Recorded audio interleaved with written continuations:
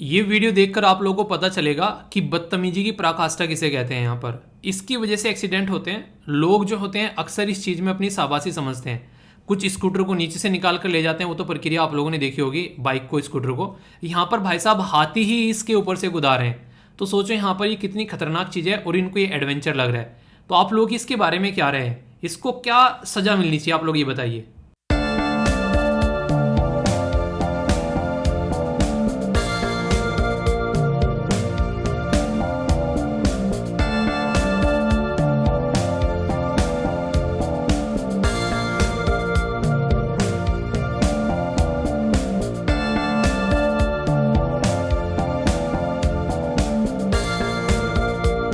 WhatsApp guys, I hope you are doing well. I am Veer, welcome to still और family. तो कैसे हो मेरे दोस्तों, मैं आशा करता हूँ शानदार तरीके से आप लोग अपनी लाइफ को एंजॉय कर रहे हो, अपनी सेहत, फैमिली और पढ़ाई का ध्यान काफी अच्छे से रख रहे हो। पहले तो ये बताओ कि आप लोगों की सेहत कैसी है और पढ़ाई कैसी चल रही है। कल कितना पढ़ा, आज का टारगेट बनाया, नहीं बनाया, वीडियो को पॉज करके टारगेट बनाओ, क्योंकि टारगेट नहीं रहेगा तो दिन ऐसे जाएगा जैसे पता ही नहीं कि कहाँ चला गया।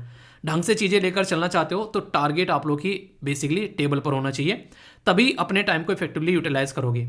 आज जिस टाइम डिसाइड किया था, क्या उसी टाइम उठे हो, क्या उसी टाइम सारे काम कर रहे हो। अपने ऊपर नजर रखने की भी रेस्पॉन्सिबिलिटी आप लोगों की है, ठीक है। ये वीडियो आप लोगों ने देखी अभी स्टार्टिंग में, ये बेसिक पर्पज ये था दिखाने का अवेयरनेस के पॉइंट ऑफ व्यू से। क्योंकि अक्सर लोग क्या रहते हैं, बाइक कुदा कर ले जाते हैं, कुछ करता है कुछ करता है, तो यहाँ पर हाथी कुदा के ले गया। सोचो अगर कोई बाइक पर खड़ा होगा, वो बोलेगा यार मुझे शर्म आ रही है, हाथी कुदा कर ले गया, मैं बाइक पर खड़ा हूँ। अभी इंस्पायर करेगा उसको कि तू बाइक लेके जा, तू साइकिल लेके जा, और फिर बड़े बड़े एक्सीडेंट होते हैं और लोगों की जान जाती है। तो ऐसी चीज़ें कहीं ना कहीं समाज में बड़ी गलत होती हैं। कभी कुछ भी ऐसी चीज़ें हों तो हमारी रेस्पॉन्सिबिलिटी कहीं ना कहीं इस तरह की चीज़ों को बढ़ावा न दे। तो ये बदतमीजी होती है अपने लेवल की, ठीक है। डिस्कशन बहुत शानदार रहेगा, मजा आएगा। जैसे यहाँ पर हाथी दिखाया, एक ऊंट दिखाऊंगा, तैरने वाला ऊंट होगा देखकर आप लोगों को मजा आएगा। बहुत प्यारे आर्टिकल हैं। एक पॉलिसी के बारे में है, ट्रेड पॉलिसी के बारे में, सुनकर चक्षु खुलने वाला आर्टिकल है। बहुत ही इंटरेस्टिंग आर्टिकल होंगे। वीडियो के एंड में important Ramsar site, national park, इसी के साथ में स्कीम और वोकेबलरी वाला सेक्शन है। प्रीलिम्स के लिए नेक्स्ट लेवल का पोर्शन है वो, जिसको बहुत ज़्यादा फायदा आप लोगों को होगा। और एक छोटी सी टेस्ट सीरीज भी आप लोगों की कवर हो जाएगी पूरे वीडियो के अंदर में। तो कितने क्वेश्चन आप लोगों ने अटेम्प्ट किए उसके बारे में जरूर बताना, जो भी आप लोग ये सही हुए हो, ठीक है। तो शानदार चीज़ें लेकर चलेंगे।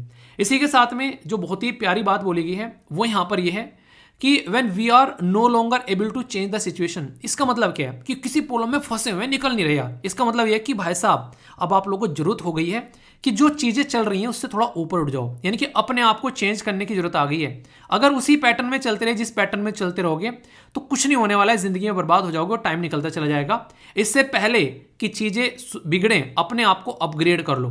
तो ये चीज़ें आप लोगों को समझनी पड़ेगी। अगर नहीं अपग्रेड करोगे तो दिक्कतें होती है आप लोगों को यहाँ पर नजर आने वाली है। तो इसलिए सिचुएशन को नहीं कहते कि एक तरीके से वो हवा के रुख के साथ में बहना सीखो, पानी के साथ में बहना सीखो। तो कुछ कुछ आप लोगों को सीखना पड़ेगा। अगर चीज़ें रिक्वायरमेंट हैं तो उनको करो। स्किल कोई चाहिए मार्केट में, आज के डेट में, तो आप लोगों को अपग्रेड करने के लिए तो उसको करो, रुकना नहीं है उसके लिए, ठीक है। इंपॉर्टेंट पर्सनैलिटी है, बहुत इंपॉर्टेंट पर्सनैलिटी है। इनको क्रिकेट के फील्ड में पहला जो आप लोगों को अर्जुन अवार्ड मिला था, और ये अभी हमारे बीच में नहीं रहे, इनकी आत्मा को शांति दे ऊपर वाला। तो इनके बारे में आप लोग देखना, बहुत ही डिटेल में डिस्कस करूंगा आगे चलकर, जो स्पोर्ट वाला सेक्शन होगा न्यूज़ का, ठीक है। इंपॉर्टेंट डे है आज का, international day of mind awareness day के बारे में बात की जा रही है। तो ये आप लोग साइंस सिटी, कई सारी सिटी में देखते हैं। अगर आप लोग गुजरात, अहमदाबाद के अंदर में जाओगे तो वहाँ पर एक पर्टिकुलर साइंस का एक पर्टिकुलर पूरा एरिया है। तो वहाँ पर नीचे माइंस बनी हुई है, अगर जाकर आप लोग देखोगे, ठीक है। तो लोगों को अवेयर कराने के लिए कि माइंस में काम कैसे होता है, तो उसके बारे में अवेयरनेस कराया जाता है। पर ये डे भी है, 4 अप्रैल को सेलिब्रेट किया था, वो भी इंटरनेशनल लेवल पर, ताकि अवेयरनेस फैलाई जा सके लोगों को कि कैसी दिक्कतें देखने को मिलती हैं और उनके चलते जो प्रॉब्लम आती है उसका सोल्यूशन निकाला जा सके। Mind action can not wait, ठीक है। तो ये बातें हैं यहाँ पर, इसके बारे में ये इंपॉर्टेंट डे है, ठीक है। तो खनन बेसिकली हिंदी में आप लोग बोलते हैं, तो इसको लेकर कोई भी डाउट नहीं होना चाहिए। दोस्तों ये जो लेक्चर है इसकी पीडीएफ हिंदी और इंग्लिश में आप लोगों को एप्लीकेशन के ऊपर मिल जाती है, और इसी के साथ में टेलीग्राम के ऊपर भी, जहां से मन करे वहां से जाकर आप लोग डाउनलोड कर लेना। इसी के साथ में अगर आप लोगों से बात की जाए तो मंथली पीडीएफ भी आप लोगों को यहीं पर ही मिल जाती है। नेक्स्ट यहाँ पर एक क्विज स्टार्ट करने जा रहे हैं यहाँ पर, जो कि आप लोग का डेली क्विज देखने को मिला करेगा। डेली 10 क्वेश्चन रहा करेंगे, आप लोग उनको एंजॉय कर सकते हैं। सही लेवल पर आप लोग की प्रैक्टिस कराया करेंगे करंट अफेयर की, तो ये आप लोग जरूर यहाँ पर देखेगा, ठीक है। या एप्लीकेशन अगर नहीं है, आप लोगों ने डाउनलोड नहीं किया, तो वेबसाइट से भी आप लोग इसको लॉगिन कर सकते हैं, studyloverveer.in के नाम से, ठीक है। और 2 नए सब्जेक्ट स्टार्ट होने जा रहे हैं आज, एक है कंप्यूटर और एक है इंग्लिश। तो बहुत ही शानदार टीचर है, बहुत ही एक्सपीरियंस टीचर है। आप लोग बहुत ही अच्छे से उन चीज़ों को कवर करेंगे। हर एक एग्जाम में फ़ायदा पहुंचाते हैं, बेसिक चीज़ें कवर की जाएगी, बेसिक से स्टैंडर्ड की, तो टाइम से पहुंचेगा। लेक्चर का पूरा शेड्यूल आप लोगों को टेलीग्राम पर भी मिल जाता है और यहाँ पर भी मिल जाता है, ठीक है। तो ये थी कुछ बातें, आइए अब आगे चलते हैं। अंग्रेजों ने हमारे ऊपर 200 साल तक रूल किया, क्या उसका एक बेसिक रीज़न आप लोग बता सकते हैं? आज की डेट में यूएसए दुनिया पर रूल कर रहा है, सेम पैटर्न में चाइना दुनिया पर रूल कर रहा है। उसके पीछे आखिर क्या चीज़ है जो इनको इतना ताकतवर बना देती है और ये दुनिया पर रूल करने लगते हैं? और उस चीज़ को अचीव करने के लिए दुनिया परेशान है, यानी कहते नागमणि के पीछे भाग रहे हैं। आप लोगों ने कई बार देखा होगा, वो मूवीज़ वगैरह सीरियल वगैरह में दिखाते हैं। मैं देखता नहीं हूँ, ठीक है, कभी जज करने लोगों सर तो नागिन वागिन सीरियल देखने लगे, एक दो बार आ जाती है चीज़ें सामने, ठीक है। तो कहने का मतलब ये है कि वो नागमणि क्या है जो कि आप लोगों को इस पोजीशन पर बैठा देते कि आप लोग दुनिया के सबसे पावरफुल एक कंट्री बन जाते हैं, दुनिया के सबसे पावरफुल इंसान बन जाते हैं अगर आप लोग भी इस तरह का कोई काम करेंगे। तो उसी के बारे में मैं आप लोगों से बात करने वाला हूँ यहाँ पर। बहुत ही प्यारा और इंटरेस्टिंग ये आर्टिकल है, ये पीआईबी के द्वारा कवर किया गया, तो डिटेल में समझेंगे। और पीआईबी गवर्नमेंट का मोस्ट ट्रस्टेड सोर्स है अगर आप लोग इन्फॉर्मेशन के बारे में बात करें, और अलग अलग न्यूज़पेपर के द्वारा भी ये पर्टिकुलर टॉपिक कवर किया गया। बात करेंगे फॉरेन ट्रेड पॉलिसी के बारे में, आखिर हमारे देश में इसकी क्यों अभी चर्चाएं हो रही है। अभी सबसे इंटरेस्टिंग क्वेश्चन है कि फॉरेन ट्रेड पॉलिसी को पहले तो हम लोग एफटीपी बोलेंगे, और इस एफटीपी को अभी आने वाले टाइम में बोल रहे हैं कि $2 ट्रिलियन बनाना है 2030 तक का। 2030 तक का $2 ट्रिलियन बनाने के सपने देख रहे हैं हम लोग भाई साहब। 2030 तक का, अभी पता है कहां पर बैठे हैं? बताओ कहां पर बैठे हैं, कौन से साल में अभी हम? ये ऑलरेडी चाइना 3 ट्रिलियन इंजॉय कर रहा है। जितनी हमारी जीडीपी है उतना चाइना ऑलरेडी एक्सपोर्ट कर रहा है, और हम लोग 2 का सपना देख रहे हैं। तो कई बार ना हम लोग बात करते हैं यार चाइना को ये कर देंगे, चाइना को वो कर देंगे, ये हो जाएगा, हो जाएगा, ठीक है, 2 मिनट के लिए दिल बहला लेते हैं, पर इन रियलिटी चाइना बहुत ही ताकतवर देश बन चुका है आज की डेट में। ये एक्सेप्ट करने वाली बात है। यूएसए जैसी कंट्री को टक्कर दे रहा है। यूएसए के नहीं कहते होश धोले कर रखे हैं इस देश ने, और वो उसका बेसिक रीजन क्या है? वो है उसकी मैन्युफैक्चरिंग पॉलिसी। हमारे देश में ये क्या थी और हम लोग इसको क्यों नहीं कर पा रहे हैं, उसका मैं बेसिक रीजन आप लोगों को बताता हूं। बड़ा ही प्यारा सा कॉन्सेप्ट है इकोनॉमी का, समझोगे तो दिल खुश हो जाएगा। 2 कॉन्सेप्ट बताऊंगा। एक तो बताऊंगा यहाँ पर इकोनॉमी के सेक्टर कौन कौन से इंडियन इकोनॉमी के। एनसीईआरटी है 11th की, उसका एक पूरा टॉपिक आप लोगों को कवर हो जाएगा, उसमें भी मैंने पढ़ा रखा है, जाकर सर्च कर सकते हैं। पर यहाँ पर भी आप लोगों को बताऊंगा, टेंशन लेने की जरूरत नहीं है, वहां पर तो पूरा चैप्टर है, यहाँ पर कॉन्सेप्ट बताऊंगा। आज़ादी से पहले का अगर देखोगे और आज़ादी के बाद का अगर आप लोग देखोगे तो एक पैटर्न आप लोगों को नजर आएगा कि हमारे देश की इकोनॉमी यानी कि अर्थव्यवस्था कैसे कैसे चेंज हुई है, वो मैं आप लोगों को बताने जा रहा हूँ। दिल खुश करने वाला टॉपिक है, कॉन्सेप्ट समझोगे तो सारी बातें अच्छे से आप लोगों को समझ में आएगी। जब देश आज़ाद हुआ तो आप लोगों को पता है कैसी खस्ता हालत में था, ना तो हमारे पास में प्रॉपर कोई इंडस्ट्री थी, ना हमारे पास में कोई प्रॉपर ऐसा पैसा था। एक सोने की चिड़िया कहे जाने वाला देश जो है वो उसके पर कुतर लिए गए थे, वो चिड़िया उड़ने लायक भी नहीं बची थी, ऐसा माहौल बन गया था। तो अब उसको फिर से सोने की चिड़िया बनाने के लिए कुछ तो करना पड़ेगा। तो हम लोगों ने कुछ ऐसे ऐसे काम किए जो कि उतना रिजल्ट नहीं दिए जितना हम लोगों ने सोचा था। ये बिल्कुल ऐसे ही किसी ने बोला भाई यूपीएससी की तैयारी कर लो, आप लोगों ने स्टार्ट कर दी, आप लोगों को लगा कि यार उसने निकाला हम भी निकाल लेंगे, पर लेकिन सामने वाला बंदा जो है उसका एक बैकग्राउंड था, उसने चीज़ अच्छे से कर रखी थी, वो 6-7 महीने पढ़ा, अच्छे से पेपर दिया और निकाल के ले गया, 1 साल के अंदर अंदर सारा काम निपट गया। आप लोगों को 2 साल से लगे हुए, 3 साल से लगे हुए हैं। तो इसको कहते हैं कि बिना जाने किसी पानी में कूद जाना, तैरना आता नहीं है, फिर डूब जाते हैं। तो सबसे पहले उस एग्जाम की रिक्वायरमेंट क्या है? अच्छा सिलेबस है, ये पुराने उसके क्वेश्चन पेपर हैं, अच्छा ऐसे ऐसे क्वेश्चन पूछे जाते हैं, इस टॉपिक से इतने डीप में जाता है, अच्छा इससे तो ऊपर ऊपर से क्वेश्चन पूछ लेता है। ये सारा एनालिसिस आप लोगों को होना चाहिए। सेम ऐसा ही एनालिसिस किया जाता है अर्थव्यवस्था का, यानी कि इकोनॉमी का, जिस अर्थव्यवस्था के अंदर में हम लोग रहते हैं। यहां पर अगर मैं आप लोगों से बात करूं, मेनली 3 कैटेगरी है जिसमें हमारा देश जो है काफी एक तरीके से पूरी जीडीपी को काउंट किया जाए ढंग से, तो ये बहुत बड़ा कॉन्ट्रीब्यूशन इसका रहता है।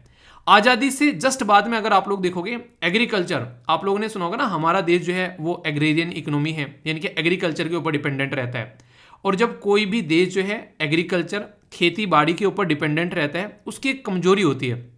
नहीं कहते कि कई सारे लड़के और लड़कियों की एक कमजोरी होती है कि वो रिलेशनशिप में आ जाते हैं तो वो अक्सर जो है अपने आप को बर्बाद कर बैठते हैं, कुछ ऐसे होते हैं और प्रोडक्टिव हो जाते हैं। तो ये उस इंसान की टेंडेंसी के ऊपर डिपेंडेंट होता है यहाँ पर। ऐसे यहाँ पर हमारे देश जो था वो एग्रीकल्चर के ऊपर डिपेंडेंट था, पर इसकी कमजोरी क्या थी? जब देश एग्रीकल्चर के ऊपर डिपेंडेंट है तो एग्रीकल्चर यानी कि खेती बाड़ी करने के लिए पानी चाहिए, पानी की ज़्यादा अच्छी व्यवस्था है नहीं, तो इसलिए मानसून के ऊपर भी डिपेंडेंट है। और जैसे जैसे मानसून ऊपर नीचे होता है वैसे वैसे हमारे खेत की जो धड़कनें हैं वो घटती और बढ़ती रहती हैं। कभी पैदावार अच्छी हो गई तो कभी बुरी हो गई। अब जब यही खेती बाड़ी हमारे देश की इकोनॉमी में 50% का कंट्रीब्यूशन दे रही है तो खुद सोच के चलो कि उस देश की अर्थव्यवस्था जो है मानसून के ऊपर डिपेंडेंट हो गई भाई साहब। यानी कि मानसून बढ़ रहा है तो हमारी अर्थव्यवस्था अच्छी हो रही है, और मानसून घट रहा है तो हमारी अर्थव्यवस्था घट रही है। यानी कि एक तरीके से नेचुरल चीजों के ऊपर डिपेंडेंट हम लोग यहां पर हो गए। ये तो एक एंगल हो गया। दूसरा एंगल अगर मैं आप लोगों से बात करूं, ये सर्विस सेक्टर है। सर्विस सेक्टर क्या है? मैं आप लोगों को पढ़ा रहा हूं।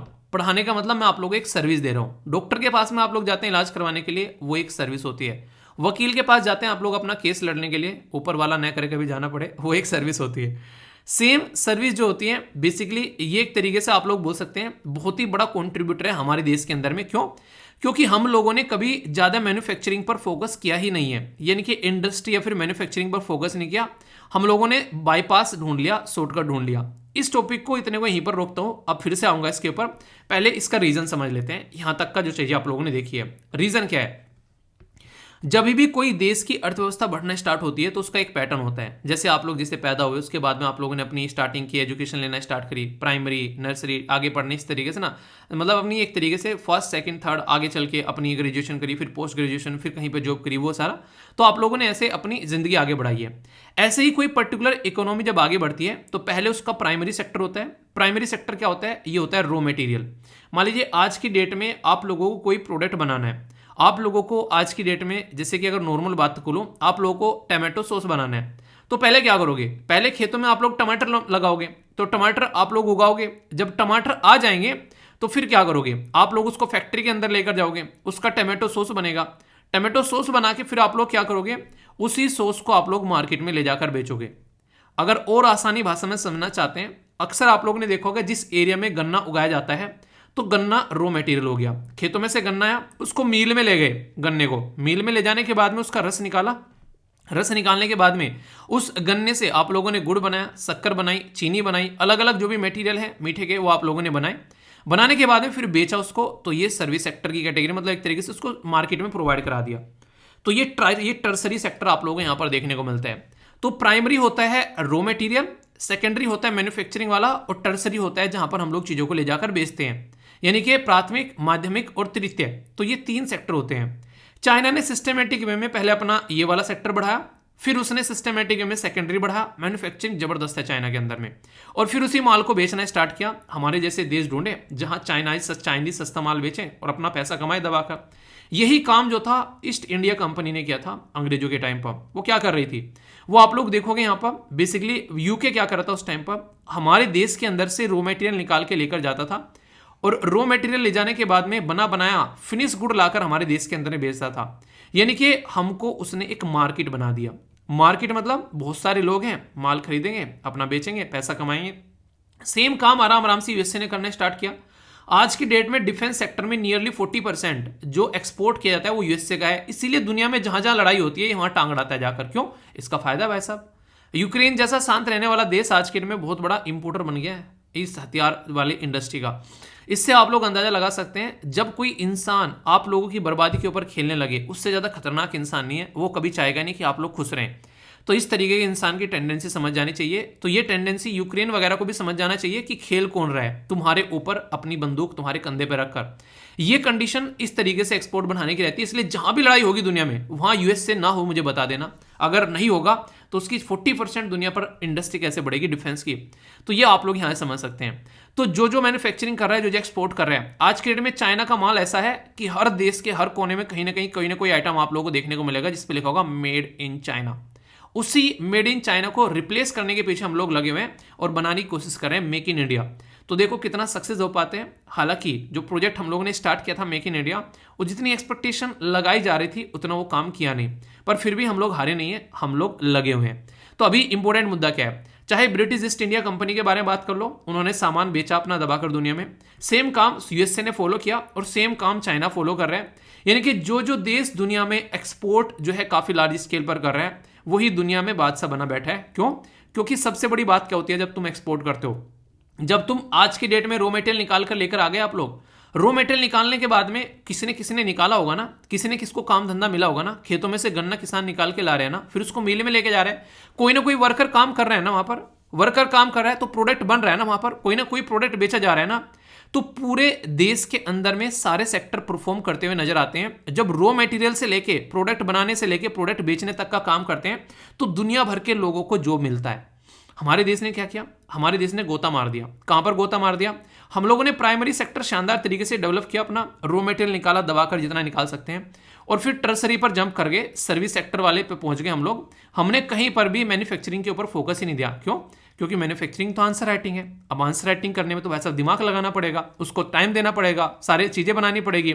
अच्छा, ये एक इंट्रोडक्शन होता है, ये बॉडी होती है, कंक्लूजन होता है, कौन सोचे इस टॉपिक के बारे में, कौन डेटा इकट्ठा करे। बाईपास कर दिया। बाईपास क्या कर दिया, प्रीलिम्स निकले जा रहा है, मेंस निकल ही नहीं रहा है। तो हमारा देश भी कुछ ऐसा ही है। उसने क्या किया, जो सबसे ज्यादा जॉब प्रोवाइड कराने वाला एरिया था मैन्युफैक्चरिंग, जहां सबसे ज्यादा जॉब मिलती थी, भाई साहब ने वही गायब कर दिया।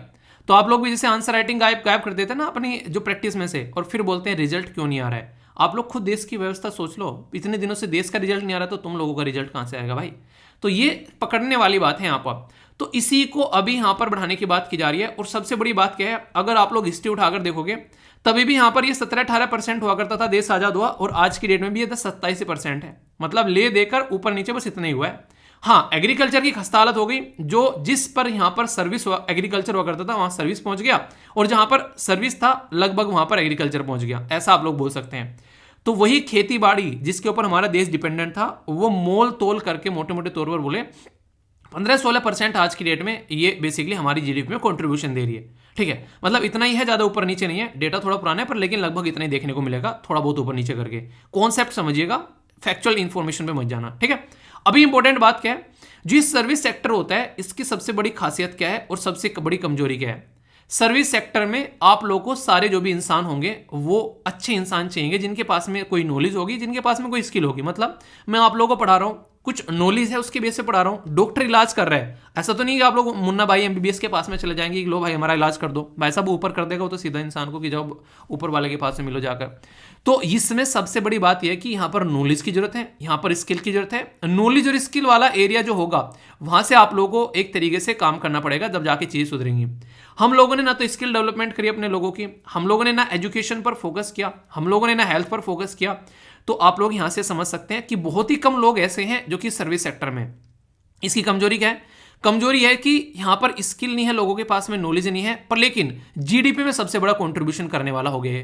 तो ये सबसे बड़ी हमारे देश की कमजोरी है। आप बोलोगे सर कैसी बात कर रहे हो यार, मतलब वो जीडीपी में 60% दे रहा, आप बोल रहे हो कमजोरी है। हाँ कमजोरी है। कैसे? वो ऐसे है क्योंकि ये वाला सेक्टर जो कि जिसमें बहुत कम लोग काम कर रहे हैं वो 60% हमारी कंट्री की ग्रोथ दे रहा है। इसका मतलब ये होगा कि कुछ चंद लोगों के हाथ में सारा पैसा है यहाँ पर, बाकी की दुनिया जो है वो बेरोजगार घूम रही है, यहाँ पर उनके हाथ में कुछ है नहीं है। तो सर्विस सेक्टर का सबसे एक तरीके से बड़ा एक जो एरिया है वो ये कि स्किल होगी तो लोग यहाँ पर पैसा कमा पाएंगे, जिसके पास में स्किल नहीं है वो पैसा नहीं कमा पाएगा, और वो जीडीपी में कंट्रीब्यूशन कर रहा है। तो देखने के लिए तो जीडीपी शानदार है भाई साहब, 2 डिजिट में ग्रोथ चल रहा था मनमोहन सिंह जी गवर्नमेंट में उस टाइम पर लेकिन लोगों के पास में जो भी नहीं है, तब भी नहीं थी और अब भी नहीं है। तो ये क्या है, ये है जॉबलेस ग्रोथ बोलते हैं इसको। जॉबलेस ग्रोथ समझ रहे हो कि लोगों के हाथ में जॉब नहीं है, भाई साहब ग्रोथ हो रहा है। क्यों? क्योंकि कुछ लोग जो है वो एक तरीके से पूरे सेक्टर को उठाए भागे जा रहे हैं, बाकी के कर्रा रहे हैं, भाई साहब हमारे पास में कुछ ही नहीं है। क्यों? क्योंकि मैन्युफैक्चरिंग में आता तो भाई साहब यहाँ पर लोगों को जॉब मिलती, ये टर्सरी सेक्टर में से आ रहे हैं, यहाँ पर लोगों के पास में स्किल ही नहीं है। इसीलिए दुनिया भर के स्किल के प्रोग्राम हमारे देश में भी रिसेंटली चलाए गए ताकि लोगों के पास में स्किल हो। इसीलिए मैन्युफैक्चरिंग के ऊपर काम किया जा रहा है हमारे देश में। छोटे छोटे गांव में भी आज के में देखेंगे इंडस्ट्री वगैरह लगाई जा रही है ताकि ये चीजें बढ़े। तो वो बेस बनाने की कोशिश अब की जा रही है। अगर इसी को लेकर हम लोग चले 2030 तक, तब जाकर हम लोग 2 ट्रिलियन पर पहुंचेंगे। हम लोग देखो कितनी गलत कंडीशन में है। ये चाइना का ही पार्ट है। अगर बात करेंगे हांगकांग, ये समझो कितनी खतरनाक चीज है।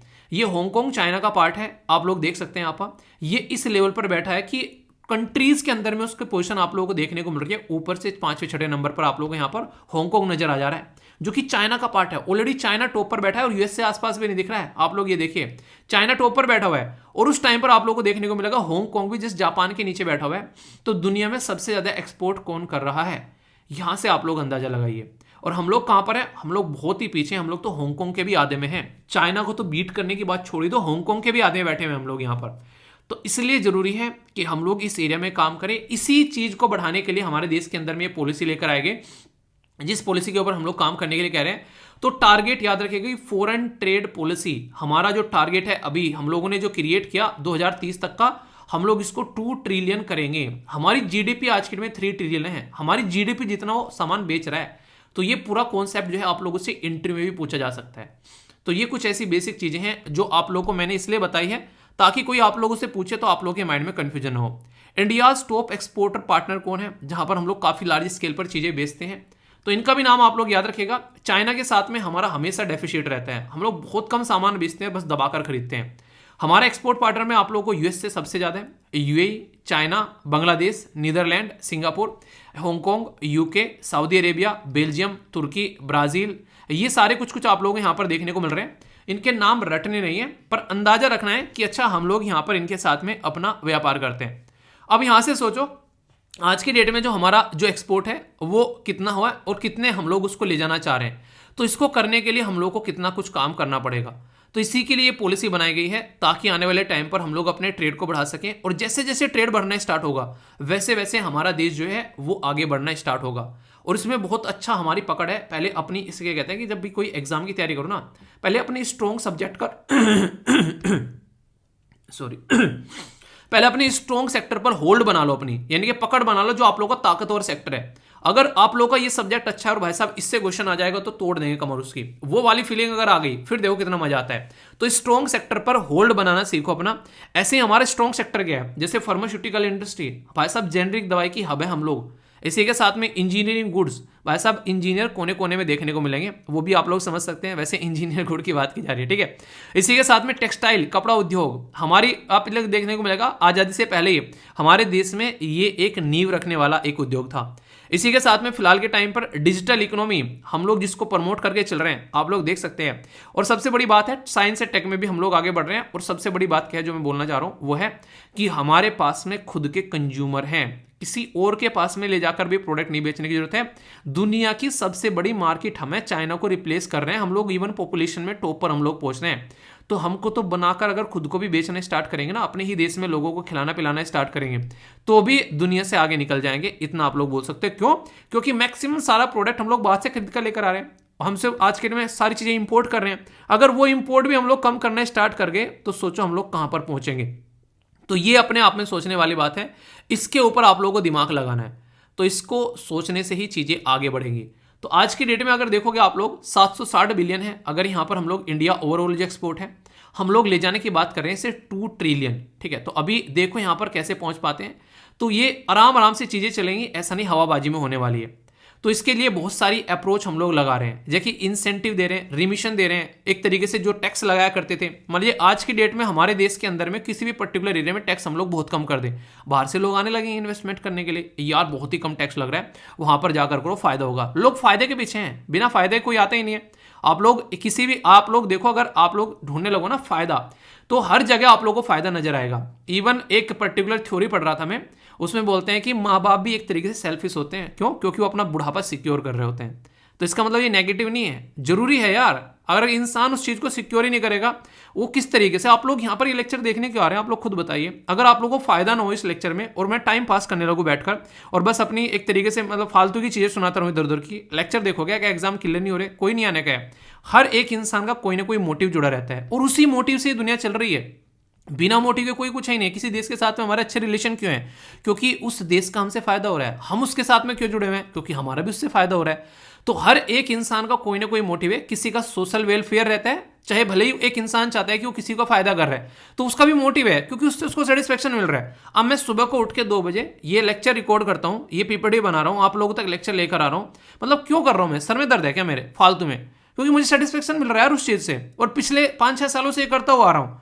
तो ये एक तरीके का अपना खुद का मोटिव है मेरा कि हाँ इस तरीके से मुझे काम करना है। तो ये आप लोगों का क्या मोटिव है? आप लोग डेली मॉर्निंग में आकर लेक्चर देखते हैं, आप लोग को एग्जाम की जरूरत है।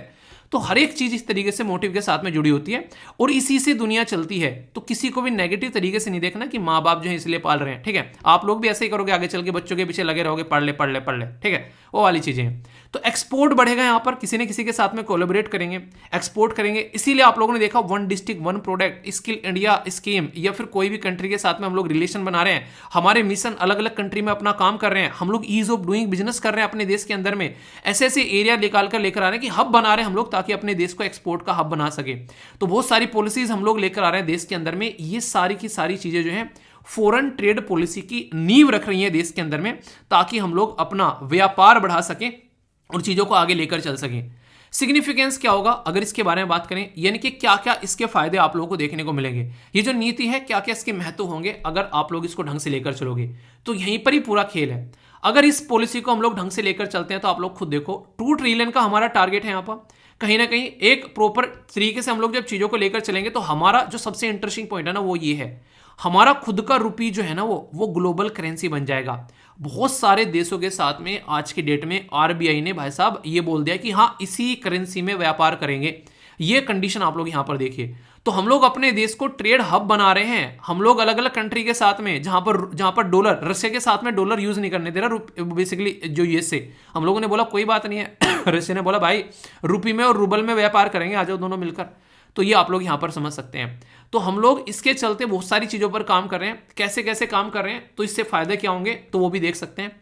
एक्सपोर्ट प्रमोशन, हर एक चीज को लोगों तक पहुंचाने के लिए उसके बारे में आप लोगों को बताना पड़ेगा। एसएलवी का ऐप है, अगर मैं बताऊंगा नहीं किसी को एसएलवी का ऐप है तो कोई उसको डाउनलोड ही नहीं करेगा, उसके ऊपर कोई जाएगा नहीं। जो चीजें वहां पर प्रोवाइड कराई जा रही हैं उसको किसी को कैसे फायदा होगा।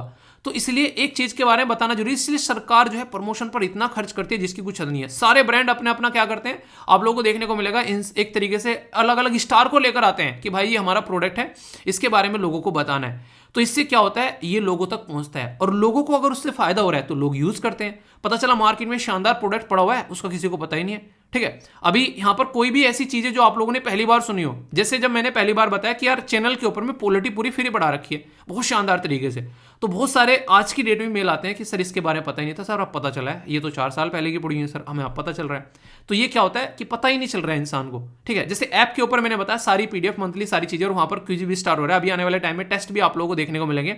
तो वहां पर ये सारी चीजें अगर बता रहा हूं तो ही तो आप लोगों को पता चल रहा है, तो आप लोग उसका यूज करो। तो प्रमोशन बहुत ज्यादा जरूरी हो जाते हैं यहाँ पर, या तो तुम किसी को पैसा देकर प्रमोशन कराओ या तुम अपने आप अपनी चीजों के बारे में बताओ। और अगर लोगों को इससे फायदा हो रहा है तो इसमें क्या दिक्कत है, किसी अगर इंसान का भला हो रहा है उसमें कुछ ऐसा चीजें आप लोग बना रहे हो तो गर्व की बात है अपने ऊपर।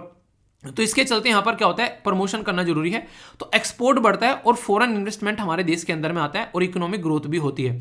तो कोई भी अगर आप लोग काम कर रहे हो ना, आप लोगों ने देखा होगा, अगर आप लोग सब्जी या रोटी बनाना अच्छा जानते हैं ना, आप लोगों को बताते फिरोगे कि यार मैं ना सब्जी मतलब मैं ना ये वाली सब्जी बड़ी टेस्टी बनाता हूँ या बनाती हूँ, भाई साहब उसके मेरे हाथ का खा के देखना, ये वाला खाना मजा आ जाता है खाकर। तो ये क्या होता है, ये आप लोग अपनी चीज़ों के बारे में बता रहे हैं लोगों को कि हाँ यार ये चीज़ मेरी बड़ी अच्छी है। तो जरूरी है वो कोलैबोरेट करना विद स्टेट एंड डिस्ट्रिक्ट, बहुत ज़्यादा जरूरी है। यहाँ पर रीजनल लेवल पर कोलैबोरेशन होगा तो ऐसे ऐसे प्रोडक्ट हैं भाई साहब, ग्राउंड लेवल पर जाकर देखोगे बहुत सारे आपके गांव में भी ऐसे लोग मिल जाएंगे जो कमाल के काम करते हैं पर्टिकुलर एरिया में, ठीक है। तो ऐसे हैं कि कोई टोकरा बना रहा है, कोई मुड्ढा बना रहा है, ठीक है। ये जो लोकल एरिया पर आप लोग काम करते हो लोग देखने, बहुत घर में मम्मी को देखो तो शानदार कोई अचार बना रही है, कोई लड्डू बना रही है, ठीक है, कोई एक तरीके से हलवा बेसन का शानदार बनाता है। तो ये क्या हो गया, ये आप लोग समझोगे लोकल एरिया के प्रोडक्ट निकल कर आएंगे, इकोनॉमिक ग्रोथ होगी इससे देश की। जो सबसे बड़ी बात क्या है, अगर हम लोग खुद के देश के अंदर में प्रोडक्ट बनाएंगे तो हमारे देश की इकोनॉमिक ग्रोथ बढ़ेगी, रिड्यूस होगी ट्रांजैक्शन की कॉस्ट। बाहर से लेकर आ रहे हैं भाई साहब, उस देश की बाउंड्री क्रॉस करेंगे, अपनी देश की बाउंड्री क्रॉस करेंगे, फिर अपने देश के अंदर में लेकर आकर बेचेंगे। अगर अपने ही देश का माल अपने ही देश में बेचें तो कैसा रहेगा, तो बहुत ही शानदार हमारी इकोनॉमिक ग्रोथ होगी। और डोमेस्टिक कंज्यूमर हमारे पास में है यार, हमारे खुद के लोग हैं, हम लोग क्यों किसी इंसान को बाहर को जाकर देखें, पहले अपनी पूर्ति कर ले। हम लोग इतना सामान खरीद रहे हैं, अगर उनकी भी पूर्ति कर ले तो हमारा देश एक तरीके से मैन्युफैक्चरिंग हब बन जाए। खुद देखो डिफेंस में कितना सारा हम लोग बाहर से इंपोर्ट करके लेकर आते हैं। हमारे खुद के देश के लोगों को अगर हम लोग प्रॉपर वे में चीजों को प्रोवाइड करा दें तो वैसे ही कहानी दूर हो गई ना। तो ये जरूरी है। तो फॉरेन ट्रेड पॉलिसी अपने ही आप में बहुत ही ज्यादा महत्व रखने वाली पॉलिसी आप लोग यहां पर बोल सकते हो। तो ये इसके बारे में बातें की जा रही है यहां पर, ठीक है। तो इन्हें कहने का मतलब है कि इस चीज़ को हम लोग को लेकर चलना है, प्रमोट करना है एक्सपोर्ट को, ठीक है। इसी के साथ में एक्सपोर्ट जितना बढ़ेगा उतना ही हमारे देश के अंदर मैन्युफैक्चरिंग बढ़ेगी, लोगों को रोजगार मिलेगा, लोगों की शादी होंगी तो बच्चे होंगे तो फिर आगे बिजनेस बढ़ेगा देश के अंदर तो कहने का मतलब यहाँ पर ये सारे अपने एक पैटर्न में चलते हुए आप लोगों को नजर आएंगे। तो इसमें सबसे ज़्यादा जरूरी क्या है, एक तो सबसे ज़्यादा जरूरी यहाँ पर कोशिश की जा रही है कि टेक्नोलॉजी का इस्तेमाल करें और उसको ऑटोमेशन पे डाल दें, जो काम हम लोग कर रहे हैं। Micro small and medium enterprise एक ऐसा एरिया है हमारे देश के अंदर में जिसको हम लोग अच्छे लेवल पर लेकर आ सकते हैं। एक्सपोर्टर को रिकॉग्नाइज करें, उसको कई बार जैसे कोई माल बना रहा है उसको रेटिंग देना स्टार्ट कर दो, 2 रेटिंग, 3 रेटिंग, 4 रेटिंग, अपने अपने डिस्ट्रिक्ट को बेसिकली अच्छे लेवल पर लेकर आओ।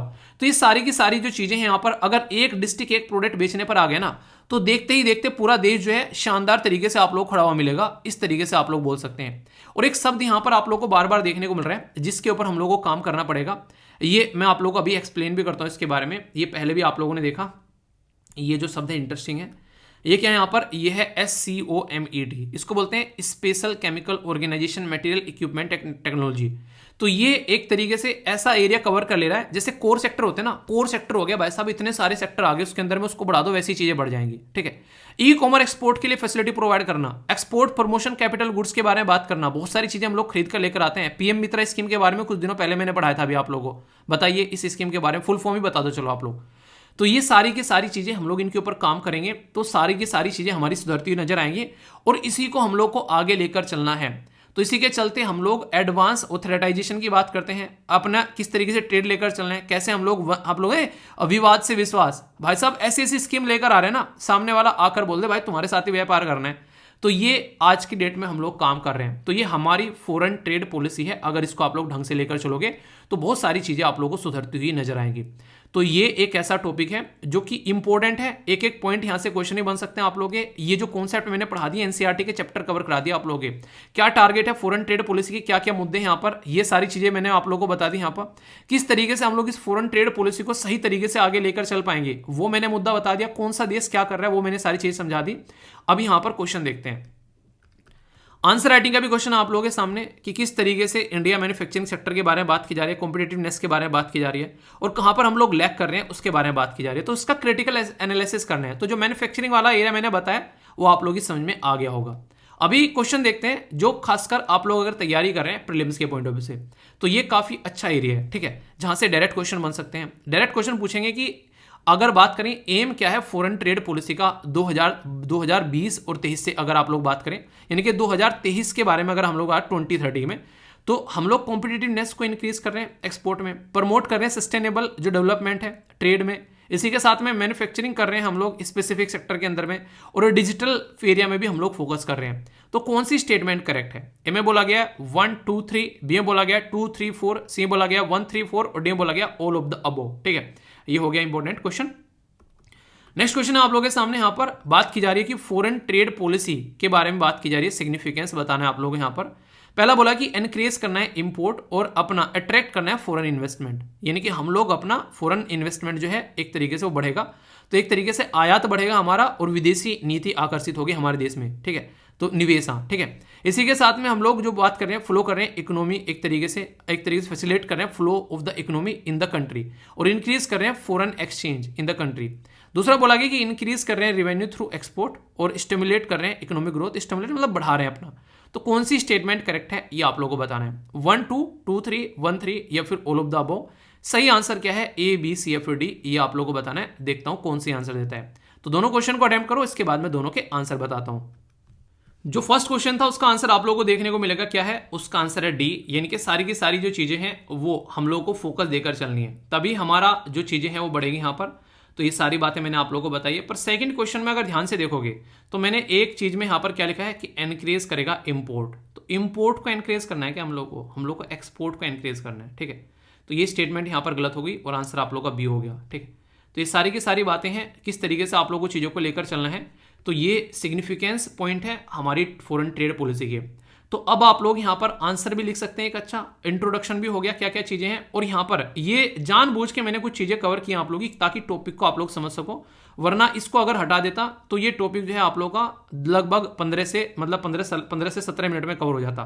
पर ये जो एनसीईआरटी का कॉन्सेप्ट मैंने आप लोगों को ये बताया ना, ये नींव है इस पर्टिकुलर टॉपिक की, जो कि एक्स्ट्रा इन्फॉर्मेशन आप लोगों के लिए, और ये कहीं भी आप लोगों को बेसिकली आर्टिकल में देखने को नहीं मिलेगा, और ना ही इसको बेसिकली पढ़ाने की जरूरत है। वैसे अगर देखो बिना इसको पढ़ाई भी मैं निकल सकता था, पर मुझे लगा कि बेसिक कवर होना चाहिए आप लोगों का। जब किताबें भी पढ़ो आप लोग जाकर, तो वहां भी आप लोगों को लगे कि हाँ यार ये तो पढ़ रखा है। तो यहाँ पर सबसे अच्छी बात ये होती है कि आप लोगों को करंट के साथ में जो मैं स्टैटिक पढ़ाता हूँ ना, बैकग्राउंड इन्फॉर्मेशन जब आप लोगों के पास में आती है, तो उससे जब आप लोग दूसरे भी सब्जेक्ट पढ़ते हैं ना, आप लोगों को मजा आता है पढ़ने में।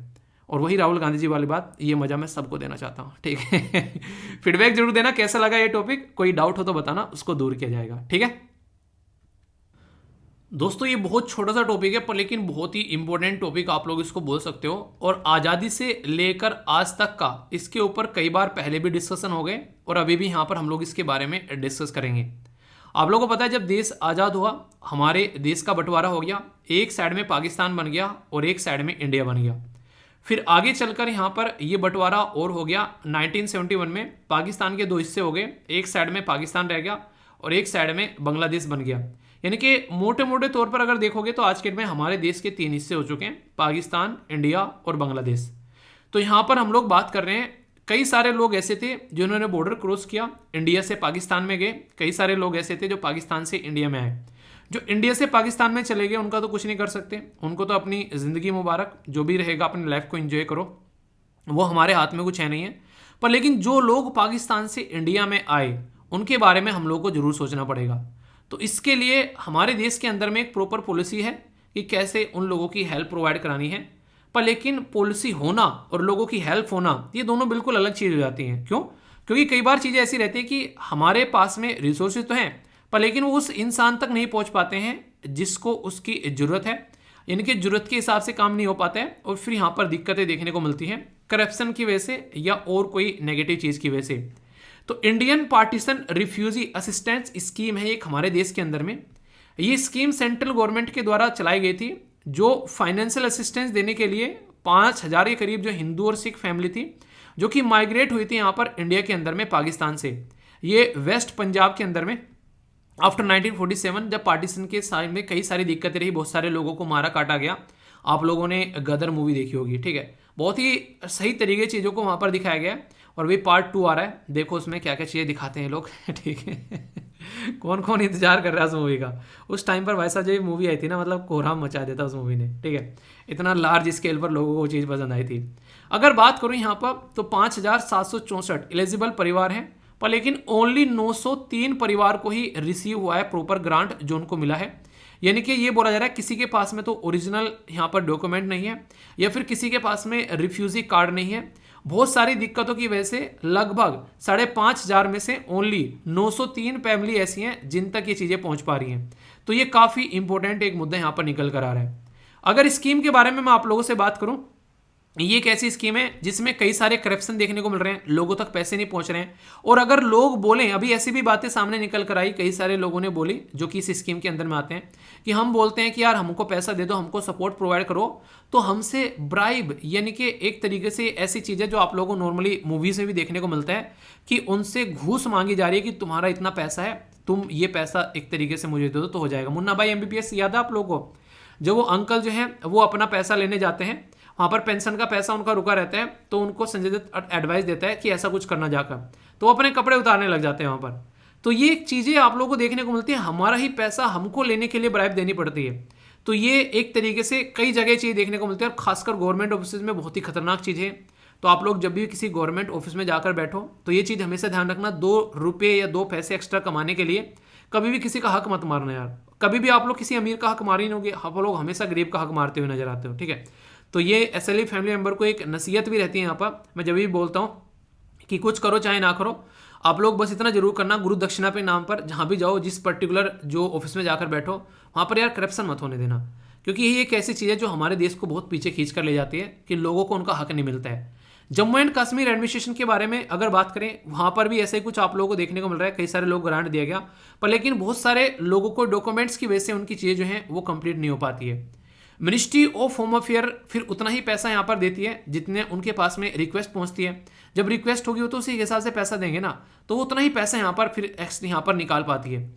तो मार्च 31 2024 में बोला गया कि 25 करोड़ एलोकेट किए जाएंगे इस स्कीम के तहत में। 2023-24 के बजट के अंदर भी यहाँ पर ये बातें की गई है जिससे कि लोगों तक ये पैसा पहुँचाया जाएगा। पर लेकिन फिर वही बात बोलूँगा कि पैसा होना और लोगों तक पैसा पहुँचना ये बहुत ही एक डिफरेंट गेम निकल कर आता है। तो इसको सिस्टमेटिक में इंप्लीमेंट करना चाहिए यार, इतनी पुरानी चीज़ें चली आ रही हैं, आखिर लोगों तक ये असिस्टेंट क्यों नहीं पहुँच रहा है, तो ये सोचने वाली बात है। ठीक है, कहीं ना कहीं जो लोग अपना घर बार छोड़कर आए और वो ऐसी कंडीशन में है, तो ये स्कीम है Indian partition refugee assistant scheme. तो याद रखिएगा, अब के बजट के बारे में भी इसके बारे में जिक्र किया गया था। तो बजट से रिलेटेड भी क्वेश्चन आप लोगों से पूछा जा सकता है कि कितना पैसा दिया, 25 करोड़ रुपए इस स्कीम के तहत एलोकेट किए गए हैं। ठीक है दोस्तों, जब भी दुनिया में यूएसए की ताकत के बारे में बात की जाती है तो एक लाइन बड़े शानदार तरीके से लिखी जाती है कि यूएसए को अगर छींक आ जाए तो दुनिया को जुकाम हो जाता है। तो ये लाइन अगर एक्सपर्ट लोग जो हैं अक्सर ये लाइन बोलते हुए पाए जाते हैं जब भी कोई आर्टिकल या कोई इस तरह की चीज़ें लिखते हैं। उसमें रीज़न है क्योंकि यूएसए ने ऐसा दबदबा दुनिया पर बना लिया कि उसके बिना किसी का काम नहीं चलेगा, ऐसी चीज़ें देखने को मिलती थी। अभी यहाँ पर ये जो आर्टिकल है ये द हिंदू न्यूज़पेपर के अंदर पब्लिश किया गया और इंडिया और आज की डेट में मलेशिया के बारे में यहाँ पर बात की जा रही है कि वो बियॉन्ड द डॉलर जाकर अपना व्यापार यहाँ पर कर रहे हैं। तो ये काफ़ी बड़ी बात है अपने आप में, इसको आप लोग यहाँ पर समझ सकते हैं। पहले तो आप लोग यहाँ पर लोकेशन देखो, ये है अपनी प्यारी कंट्री। यहाँ से नीचे आएंगे तो आप लोगों को यहाँ पर मलेशिया देखने को मिलेगा। तो इंडिया और मलेशिया के बारे में बात की जा रही है। एक बच्चे ने बोला सर ये मलेशिया और मालदीव एक ही है क्या? कंफ्यूज मत होना यार, मालदीव जो है वो एक अलग देश है जो कि इंडियन ओशन में आप लोगों को देखने को मिलेगा, और मलेशिया जो है वो आप लोगों को इस साइड में जाओगे तो आप लोगों को देखने को मिलेगा अंडमान एंड निकोबार वाले एरिया के जस्ट आगे आप लोगों को। ठीक है, तो ये एक आसियान देश जो है वहां पर आप लोगों को मलेशिया नजर आएगा। तो दोनों में कंफ्यूज मत होना। कई सारे लोग हैं ऑस्ट्रिया और ऑस्ट्रेलिया में कंफ्यूज हो जाते हैं। तो ऑस्ट्रिया देखोगे तो आप लोगों को यहाँ पर नजर आएगा जो कि यूरोप के अंदर में है, और ऑस्ट्रेलिया ये अलग एक कंट्री है। तो ऑस्ट्रिया और ऑस्ट्रेलिया में आप लोगों को कंफ्यूज नहीं होना है। ठीक है, तो ये छोटे छोटे पॉइंट होते हैं जो पढ़ाई करना स्टार्ट करते हैं, कई सारे नए नए जो एक तरीके से फील्ड में आते हैं तो उनको लगता है ये चीज़ें कंफ्यूजिंग है, पर लेकिन जैसे जैसे आप लोग चीज़ों को पढ़ते रहोगे ना ये चीज़ें आप लोग को याद होनी स्टार्ट हो जाएंगी। आंख बंद करके भी कोई बोलेगा तो आप लोग समझ जाओगे अच्छा उसके बारे में बात कर रहे हैं। तो टेंशन मत लेना, बस लगे रहो, चीज़ें आसान होना स्टार्ट हो जाती हैं। ठीक है, कोई माँ के पीठ से सीख के नहीं आता यार, सब यहीं से सीखें, आगे बढ़ रहे हैं, तो आप भी टेंशन क्यों ले रहे हो। यहां पर बात करूंगा मैं इंटरनेशनल एग्रीमेंट के बारे में। बड़ा ही प्यारा और शानदार टॉपिक है, सुनकर आप लोगों को मजा आएगा कि फिलहाल जो है इंडिया मलेशिया रुपी में व्यापार कर रहे हैं, इंडियन रुपी में इनका व्यापार देखने को मिलेगा, और एग्री हुए हैं यहाँ पर कि हम लोग किस मैकेनिज्म को लेकर चलेंगे। तो इंडिया और मलेशिया का बायलेटरल जो ट्रेड है वो टच कर रहा है लगभग 19 बिलियन 2021-22 में आप लोगों को देखने को मिल रहा है। जब सारा का सारा माल पानी जो है ये रुपी में स्टार्ट होगा तो एक नेक्स्ट लेवल की चीज आप लोगों को देखने को मिलने वाली है।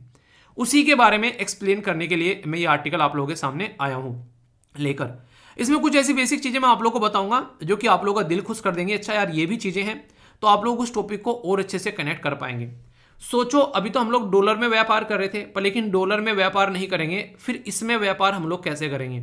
तो इसके लिए बड़ा ही एक बेसिक सा कॉन्सेप्ट आप लोगों को यहाँ पर देखने को मिलेगा जो कि रिसेंटली काफी ज्यादा न्यूज में भी है। आप लोगों ने सुना होगा नोस्ट्रो एंड वोस्ट्रो अकाउंट के बारे में। नोस्ट्रो एंड वोस्ट्रो अकाउंट एक ऐसी टर्म है जो रिसेंटली बहुत ज्यादा न्यूज में आ गई है। इसका एक्सप्लेनेशन भी आप लोग को कई बार देखने को मिला होगा, पर लेकिन कंफ्यूजन रहता है। पर लेकिन अब फिलहाल आप लोग कंफ्यूजन नहीं रहेगा ये पर्टिकुलर आर्टिकल सुनने के बाद में।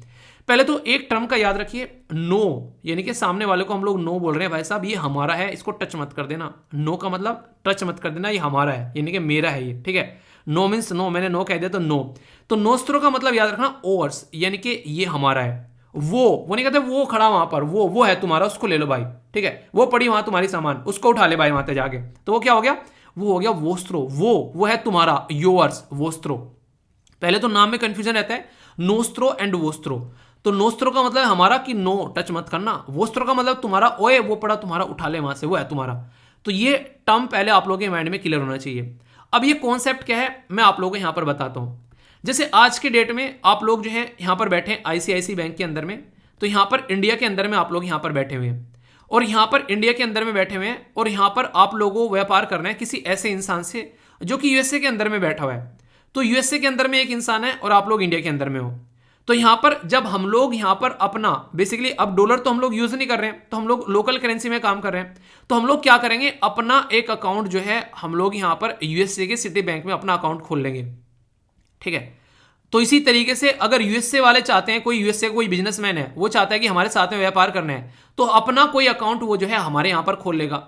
तो यहां पर एक टर्म है जो आप लोगों को याद रखनी है, वो कॉमन यूज की जाती है। जैसे हमने जब यहां पर अपना अकाउंट खोला तो ये क्या हो गया, ये नो यानी कि टच मत करना, ये हमारा अकाउंट है, तो ये नोस्त्रो अकाउंट हो गया हमारा, यानी कि हमने जो अपना अकाउंट खोला यहां पर ये हमारा नोस्त्रो अकाउंट हो गया।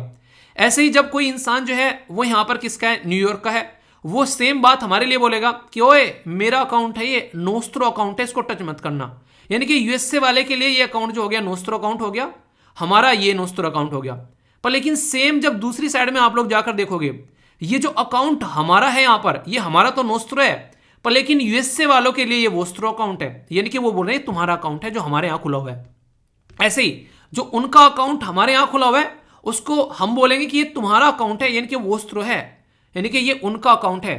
यानी कि हम जब उसको देखेंगे तो हम लोगों को वो वोस्त्रो अकाउंट दिखाई देगा, वो क्योंकि उनका है, पर लेकिन जब वो खुद देखेंगे तो उनको नोस्त्रो रहेगा क्योंकि वो उनका है। ठीक है, तो ये एक छोटा सा एक कई बार कंफ्यूजन रहता है, पर लेकिन इसको आप लोग इसी तरीके से आसानी से समझिएगा। बेसिक सा कॉन्सेप्ट है, कोई माइंड में कंफ्यूजन इसको लेकर आप लोगों को नहीं होना चाहिए कि मोस्त्रो एंड जो नोस्त्रो है, इसमें यही बात है कि नोस्त्रो मतलब हमारा, हम लोग यहां पर यूएसए में खोल लें, हम लोग जापान में खोल सकते हैं, हम लोग चाइना में खोल सकते हैं, जहां पर भी खोलेंगे।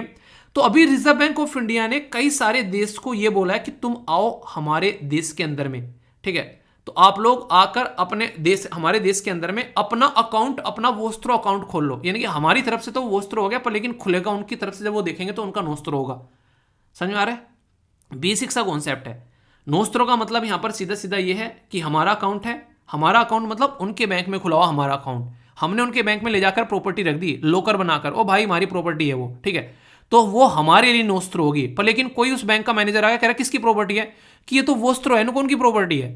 समझ रहे हैं आप, कंफ्यूजन नहीं होना चाहिए, बहुत ही प्यारा सा कॉन्सेप्ट है और ज्यादा टफ भी नहीं है, बहुत ही आसान सा है। तो जैसे आप लोग अकाउंट के बारे में बातें करते हैं, बिल्कुल ऐसे ही है कि यहाँ बैंक में पैसा रखा है यार उनका है, तो ठीक है, तो वो बोलेंगे उनका है, पर लेकिन जब हम बोलेंगे उसको कहेंगे, हम क्या कहेंगे, ओ भाई हमारा है ये। ठीक है, तो इस तरीके से आप लोग समझ सकते हैं। तो बड़ा ही प्यारा सा कॉन्सेप्ट है और अभी रिसेंटली बहुत ज्यादा न्यूज में भी है। तो नोस्त्रो एंड वोस्त्रो आप लोगों को यहाँ पर कंफ्यूजन में नहीं होना चाहिए। ये क्यों न्यूज में आ रहा है, ये इसलिए न्यूज में आ रहा है क्योंकि हम दूसरे देश के साथ में व्यापार कर रहे हैं रुपी में, और रुपी में जब व्यापार करेंगे तो यहां पर वोस्त्रो एंड नोस्त्रो अकाउंट की जरूरत पड़ेगी। तो इसकी वजह से यहां पर ये न्यूज में भी आप लोगों को देखने को मिल रहा है। तो ये एक अलग से छोटा सा कॉन्सेप्ट है जो कि आप लोगों के माइंड में क्लैरिटी लेकर आएगा। और इसके ऊपर याद होगा जब मैंने टेस्ट लिया था आप लोगों का एप्लीकेशन के ऊपर में, तो इसके ऊपर एक क्वेश्चन भी आप लोगों का वहां पर डाला था, याद आ रहा है, किस किस ने उसको सही अटेम्प्ट किया था। पहले भी ये कॉन्सेप्ट मैंने बताया था, पर थोड़ा सा आज और डिटेल में बता दिया, ताकि एग्जाम में अब क्वेश्चन आए तो अब एग्जाम में आप लोग इसको गलत ना करो। ठीक है, अभी इंपॉर्टेंट क्या है, सिग्निफिकेंस क्या है, अगर इस तरीके से हम लोग ट्रेड कर रहे हैं इंडियन रुपी के अंदर में, तो आरबीआई ने रिसेंटली अभी यहां पर इंटरनेशनल ट्रेड के बारे में जब बात की, तो इंडियन रुपी के बारे में बहुत सारे देशों के साथ में व्यापार करना स्टार्ट किया। और ये हरकतें यूएसए की वजह से स्टार्ट हुई थी, जब पहली बार उन्होंने ईरान के ऊपर सैंक्शन लगाए, अभी उन्होंने रशिया के ऊपर सैंक्शन लगा दिए और बोल रहे हैं कि हमारा डॉलर यूज मत कर लेना। तो ऑल्टरनेटिव तो ढूंढेगा यार, तुम एक मोहल्ले में दुकान खोले बैठे हो और तुम वहां पर काम नहीं कर रहे हो, तो फिर इंसान क्या करेगा, तो इंसान तो इस तरीके से काम करेगा ना, ताकि उसकी चीजें जो हैं वो एक तरीके से ढंग से चलती रहे। वो तो एक तरीके से कहीं ना कहीं से तो जाकर ढूंढेगा, तुम नहीं दोगे तो कोई और देगा, तो उसको तो बेसिकली अपना काम चलाना है। तो ऐसे आप लोग बोल सकते हो। तो इसलिए हम लोगों ने ऑल्टरनेटिव रूट ढूंढ लिए। इसीलिए रिसेंटली अभी आप लोगों ने सुना होगा कि 18 देश को आरबीआई ने अलाउ किया कि ओपन करने के लिए स्पेशल रुपी वोस्त्रो अकाउंट, यानी कि हमारे देश के अंदर में वो एक स्पेशल रुपी वोस्त्रो अकाउंट खोल सकते हैं, ताकि उनका ट्रांजैक्शन आराम से चलते रहे। वोस्त्रो अकाउंट जो रहता है वो ट्रांजैक्शन के लिए होता है कि आसानी से आप लोग ट्रांजैक्शन करो, पर जब सब स्पेशल लग गया तो नहीं, स्पेशल गेस्ट है भाई साहब, तो उसको और बेनिफिट दे दिए, जैसे कि वो अपना बैलेंस भी इस अकाउंट में रख सकते हैं। वरना तो एक्सचेंज का काम था कि तुम अपना व्यापार करो, हम अपना व्यापार करें, निकले यहां से। पर लेकिन अगर स्पेशल रुपी वोस्त्रो अकाउंट में बैलेंस भी आप लोग रख सकते हो, तो इसमें Botswana, Fiji, Germany, Guyana, Israel, Kenya, Malaysia, Mauritius, Myanmar, New Zealand, Oman, Russia, Seychelles, Singapore, Sri Lanka, Tanzania, Uganda, UK, ये सारे वो देश हैं जो अभी ये काम कर रहे हैं। तो इससे हमारा जो रुपी है वो कितना ज्यादा आगे बढ़ेगा, ये आप लोग अंदाजा लगा सकते हैं। और दिसंबर में ऑलरेडी हम लोगों ने क्या किया था, यहाँ पर रसिया के साथ में हम लोग सेटलमेंट करे थे इंडियन रुपी के अंदर में। तो अभी 18 देश के साथ में हम लोग इस एक पर्टिकुलर एग्रीमेंट में आ गए हैं। तो इससे आप लोग समझिए कि आने वाले टाइम पे जो डॉलर डॉलर हम लोग चिल्लाते थे, तो डॉलर डॉलर चिल्लाएगी, वो नहीं एक तरीके से, वो एक गाना है, कौन सा है एग्जैक्टली कुछ ऐसा करके, तो मतलब गाना कुछ और था, मतलब ये एक राइम सेट हो गया इसमें, ठीक है। मैं मजनू मजनू चिल्लाऊंगा कुर्ता फाड़ के, ठीक है। तो वही बात हो गई यहाँ पर। तो यहाँ पर अभी डॉलर डॉलर चिल्लाना बंद करो, अपना रुपया आ रहा है, ठीक है। तो इसको ढंग से इस्तेमाल करने का, तो इंडिया जो है वो अभी यहाँ पर अगर अपना रुपया इस्तेमाल करना स्टार्ट कर देगा, तो कहीं ना कहीं डॉलर के ऊपर जो डिपेंडेंसी है वो हमारी घटने स्टार्ट होगी। अपने गुड़ को अपने हिसाब से हम लोग बेटर प्राइसिंग यहाँ पर कर सकते हैं, और रुपये की ग्लोबल एक्सेप्टेंस बढ़ती हुई यहाँ पर नजर आएगी। यानी कि अगर पहले किसी को रुपये देते तो बोलता कि यार ये क्या है, हम तो नहीं जानते और इसको यूज़ नहीं करेंगे। आज की डेट में बोलोगे तो 18 देश तो ये हैं भाई साहब, जब बोलो जहाँ बोलो जैसे बोलो हम लोग लेने के लिए तैयार हैं। तो ये आप लोग समझ सकते हैं। पर लेकिन हमको यहाँ पर चीज़ें संभालनी पड़ेगी। जब किसी चीज़ की अहमियत बढ़ जाती है मार्केट में, लोगों की नज़र टिक जाती है, और अगर उसके अंदर स्टेबिलिटी नहीं है तो उसकी इंपॉर्टेंस घट जाती है। मतलब चैलेंज भी है भाई साहब, हर सिक्के के दो पहलू होते हैं, तो इसके भी पहलू हैं। हमारा रुपये डॉलर के कंपेयर में ऊपर नीचे होता है बहुत ज़्यादा।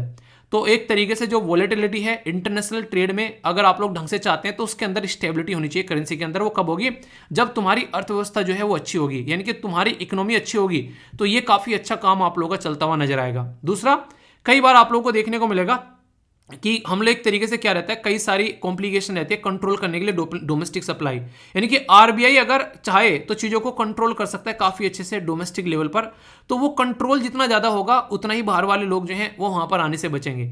तो ये एक तरीके से अगर देखो सही तरीके से अगर बात की जाए, इंटरनेशनलाइज अगर आप लोगों को करना है, ठीक है, तो आप लोगों को एक तरीके से डोमेस्टिक मॉनेटरी पॉलिसी अच्छी होनी चाहिए, ठीक है, ताकि रुपये के अंदर में स्टेबिलिटी रहे।